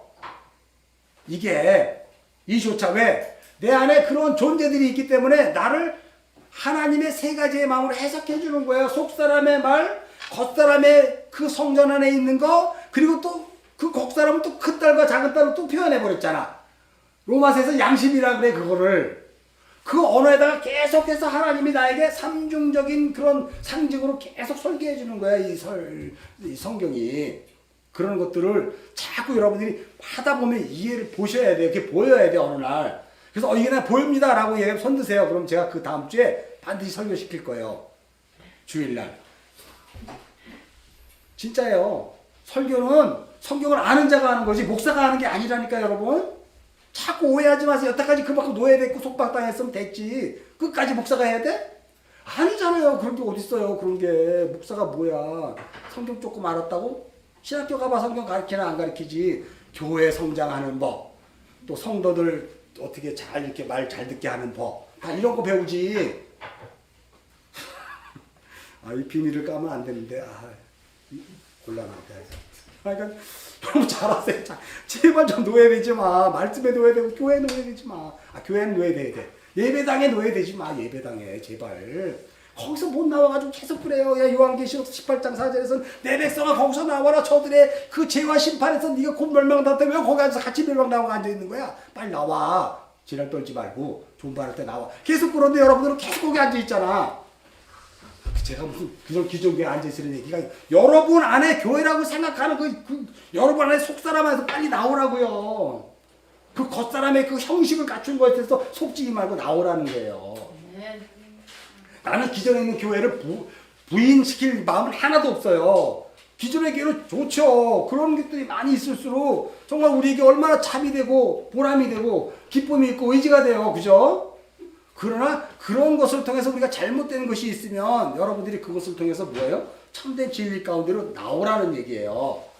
거기 가더라도 난 여기 못 나가요 하지 말고 가서 거기에서 나와서 여러분들은 그 전포되는 말씀을 통해서 여러분이 또 되새김질만 하면 되잖아. 위가 4개씩 달렸는데 왜 되새김질 못해? 왜 하나 거로만 알고 그걸 먹고 생킬라 그러냔 말이야. 위가 4개 아니에요? 알레포 하나님은 위가 4개라니까. 또 목사님 하나님 위가 4개래. 또 이상하지 말고 무슨 소리인지 알죠? 말씀을 해석해내는 그 우리 안에 있는 그 위가 4개가 들어있단 말이에요. 시브리 언어를 해석해내는 우리 안에 되새김질하는 게 4개가 있단 말이에요. 위장이. 다 그런 거예요, 여러분. 그런 걸로 보셔야 돼요. 자, 그래서 25절 읽겠습니다. 이제 시작.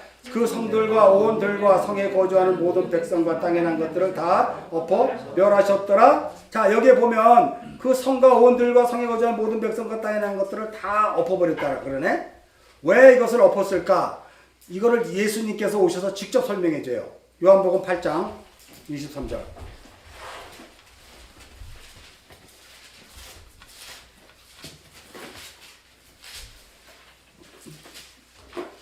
자, 읽겠습니다. 시작. 예수께서 이르시되 너희는 아래에서 났고 나는 위에서 났으며, 못 찾았어요? 요한복음 8장 23절.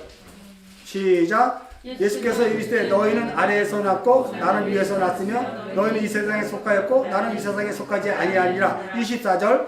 그러므로 내가 너희에게 말하기를 너희가 너희 죄 가운데 죽이라 하였노라. 너희가 만일 내가 그인 줄 믿지 않냐면 너희가 죄 가운데서 죽으리라. 그러니까 여러분, 우리는 아래에서 났기 때문에 아래에서 난 것들은 다 어떻게 해야 돼요? 죽어야 돼. 그래야 위에서 오신 예수를 만나는 거예요. 그래서 소돔과 고모라에서 지금 25절에 그 성들과 온들과 성에 거주하는 모든 백성과 땅에 난 이것들을 다 엎어버리시는 거예요. 왜? 그래야 참다우신 진리 되신 예수를 만나게 되고, 그래야 롯이 그리스도 예수 안에 거하게 되니까. 그죠? 여기에 등장한 두 딸은 언약으로 등장하는 거라면 여기서는 또 언약이야. 알죠? 큰 딸과 작은 딸이 아니고.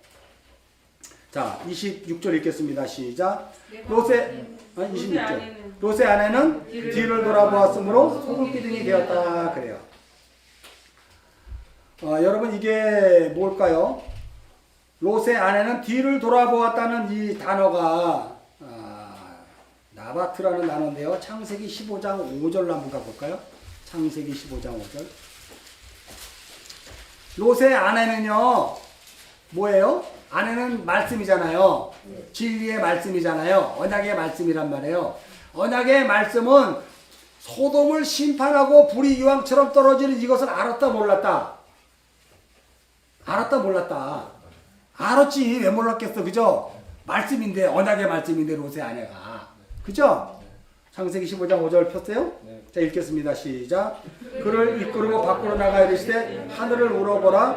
무뼈를 셀 수 있나 보라. 또 그가 이르시되 내 자손이 이와 같으리라. 여기 하나님이 지금 아브라함에게 밖으로 끌어내서 하늘을 쳐다보라. 그리고 무뼈를 셀 수 있나 보라라고 얘기가, 이 보라가 나바트예요. 똑같은 단어예요. 그러니까 롯의 아내가 뒤를 돌아다 보다라고 이야기하는 것과 아브라함이 지금 하늘을 보고 하나님이 왜 그 하늘의 별과 같은 씨를 주게 했는지를 알았다 몰랐다? 알았다 하잖아. 그럼 다시 창세기 19장으로 가면 롯의 아내가 뒤를 돌아다 보았다는 것은 뭐예요? 하나님의 언약하신 말씀을 알았다 몰랐다? 알았다. 그잖아요. 그랬더니 그게 뭐다? 소금 기둥이더라. 소금 기둥, 언약의 기둥, 십자오로스, 스타오로스, 십자가. 그죠? 여기서도 십자가가 드러나는 거야. 결국 이 소돔과 유황의 불로 이 심판당해서 다시 롯을 하나님이 그리스도 예수 안에 품에 안고 새 사람으로 만들 수 있는 유일한 길은 뭐다? 롯의 아내가 딱 보니까 십자가네를 안 거죠. 이게 롯이 불순종해서 소돔기둥 돼갖고 지금 이러고 있는 거야? 아니, 성경을 그렇게 표면적으로 보냐고. 롯의 아내를 통해서 뭘 증거하고 있는 거예요? 십자가를 증거하고 있는 거예요, 지금. 아멘? 그래서 이런 얘기가 나오는 거예요. 이제 끝났어. 끝났는데 그때 이걸 다시 설명해 주기 위해서 아브라함이 등장하는 거예요. 27절 읽겠습니다. 시작. 아브라함이 그 아침에 일찍 일어나 여호와 앞에 서 있던 곳에 이르러 28절. 소돔과 고모라 그 온 지역을 향하여 눈을 들어 연기같이 치솟음을 보았다. 그래요. 그러니까 아브라함이 지금 소돔과 고모라의 심판을 보고 있는데 거기가 지금 연기가 온기가마 같이 막 일어나는 걸 보는 거네. 그죠? 요거 똑같은 단어가 있어요. 똑같은 단어가 출애굽기 19장으로 가봅시다. 출애굽기 19장 18절. 출애굽기 19장 18절 읽겠습니다. 시작. 시내 산에 연기가 자욱하니 여호와께서 불 가운데서 거기 강림하시니라. 그 연기가 온기가마 연기 같고 또 오르고 온 산이 크게 진동하며. 그죠? 동일한 내용이잖아. 지금 아브라함이 본 것과 모세가 본 거고 똑같아요, 안 같아요? 빨리 얘기해. 똑같잖아. 그죠? 네. 그 하나님의 심판하심으로 말미암아 생명을 어떻게 구원하게 되는지를 지금 이 아브라함이 그것을 본 거예요. 소돔의 심판의 내용을. 그러다 이것이 다시 확대해서 출애굽해서 모세에게 동일하게 지금 보여주고 있는데 소돔과 고모라의 심판을 통한 동일한 그 내용을 지금 모세를 통해서 뭘 하나님이 설명하려고 똑같이 여기다 펼쳤을까? 동일하게 20장에 뭐가 나와? 십계명이 나오잖아. 십계명은 그럼 뭘 얘기하는 거예요? 소돔과 고모라의 유황불이 내림으로 말미암아 심판을 통해 구원하겠다는 거 아니야. 근데 그 핵심은 소금 기둥, 언약의 기둥 십자가 아니에요. 그러면 십계명은 뭘 얘기하는 거야? 언약의 기둥 십자가를 얘기하는 것이고 그 속 내용은 심판하여 구원하겠다는 뜻이잖아. 근데 이스라엘 백성들은 이 십계명을 그런 하나님의 그 놀라우신 그거를 보지 않고 그냥 계명으로 알아서 막 나눠버린 거야. 원래는 하나라니까. 근데 그걸 이들이 10개로 나눠버리는 거야. 첫 계명은 뭐고 2계명은 뭐고 3계명 10개로 나눠버린 거예요. 그래서 그걸 지키겠다는 거지. 그래서 실패하니까 바벨 폴에 돌아와가지고 이걸 363개로 또 나눠버렸어. 그러면 지킬 줄 알고 또 실패했거든. 예수님이 올 당시에는 트럭하고 5톤 트럭하고 5개 율법이 그렇게 나눠버린 거야. 또 실패했거든. 그걸로는 안 돼요. 뭘로 된다고 아까 소금 기둥 십자가. 그거 아니면 안 되는 거예요. 계속 설명해 주잖아요. 그죠? 불만 있어요? 이렇게 해갖고도 이 복음을 듣고도 불만이 있냐고요, 여러분. 자, 그래서 이게 지금 성경이 요 내용을 좀 출애굽해서 모세를 통해 다시 한번 설명해 주잖아. 뭘? 십계명은 지금 뭘 풀어 해석해 준 거야, 그러면? 소돔 고모라의 심판을 풀어준 거란 말이에요. 십계명은. 에? 계속 지금 그렇게 가잖아. 지금 성경이 똑같은 언어로 똑같은 단어로 살짝 계시를 해주잖아. 열려주잖아. 그것들을 여러분들이 아셔야 되는 거예요. 그래서 그것이 그걸로 지식으로 끝나는 것이 아니라 이게 나에게 들어와 버리는 확실한 복음으로 들어가 버리면 여러분의 인생을 살아갈 때 세상과 다름을 통해서 여러분이 고통받지도 않고 세상보다 못나고 처진 것 때문에 기분 나쁘지도 않고 그럼 나하고 관계없는 거예요. 왜? 나는 이미 둘째 아들의 것들을 확실히 손에 쥐고 이 세상을 살아가는 자야. 너는 그게 없지만 나는 그걸 알고 가는 자기 때문에 그것이 나의 인생을 한 번도 불 달라본들 그건 나에게 의미가 없는 거야. 그거는 두 딸이 만들어낸 그거지. 그건 난 겁만 줄 뿐이지 위험만 할 뿐이지 내 생명에 아무 관계 없는 거예요. 참된 진리의 복음을 내가 갖고 있기 때문에. 성경이 계속해서 우리를 향해서 그렇게 세상을 향해 힘내라고 얘기해요. 왜요? 예수가 십자가에서 널 위해 죽었다는 거 아니야. 2000년 전에. 그거 힘내라. 왜 그거 갖고 지질 짜냐. 그래갖고 뭐 정신과 다녀서 치유받아야 돼? 그럼 그러든가. 복음은 어디다 써먹고. 창조주신 그 하나님 나를 다시 생명으로 창조하겠다고 이렇게 얘기하는 것을 맨날 보면서 어딜 다니는 거야 도대체. 그거 갖고 뭐 한다고. 아무 의미 없는 거야 그거. 가서 뭐 했어? 병원 갔다 보니까. 가기 전에는 떨렸잖아. 잠 못 자고 혹시 막 이러고. 아니 그렇다 그래. 그래야 또 안 해. 아니 그러지 말고. 그렇잖아. 근데 결과 딱 보니까 에이 아무것도 아니네. 그래서 나 결과가 아무것도 아니기 때문에 괜찮아요가 아니라 나는 이미 알았어요. 난 괜찮아요. 나는 이미 완전한 걸 잡고 가는 자기 때문에 나는 문제 없어요. 그러나 그것으로 말미암아 나를 교만하지 않게 하고 겸손케 하는 하나님 도구로 사용하시는 것 때문에 나는 하나님의 사랑하심이 내 안에 가득히 임한 걸 난 알아요. 그래서 당신도 사랑할 수 있는 거예요. 그래서 여러분 모두 사랑할 수 있어요. 이걸로 나가는 거죠. 기도하겠습니다. 하나님 오늘도 생명의 말씀이 주께 있음을 고백합니다. 우리 한 사람 한 사람 모두가 진리의 말씀으로 이 육의 세상을 살아 하나님의 영광을 위해 살아가는 모든 백성들 다 되게 하여 주옵소서. 우리 주 예수 그리스도 이름 받들어 감사하게 드렸사옵나이다. 주기도문으로 마칩니다. 하늘에 계신 우리 아버지여 이름이 거룩히 여김을 받으시오며 나라가 임하옵시며 뜻이 하늘에서 이룬 것 같이 땅에서도 이루어지이다.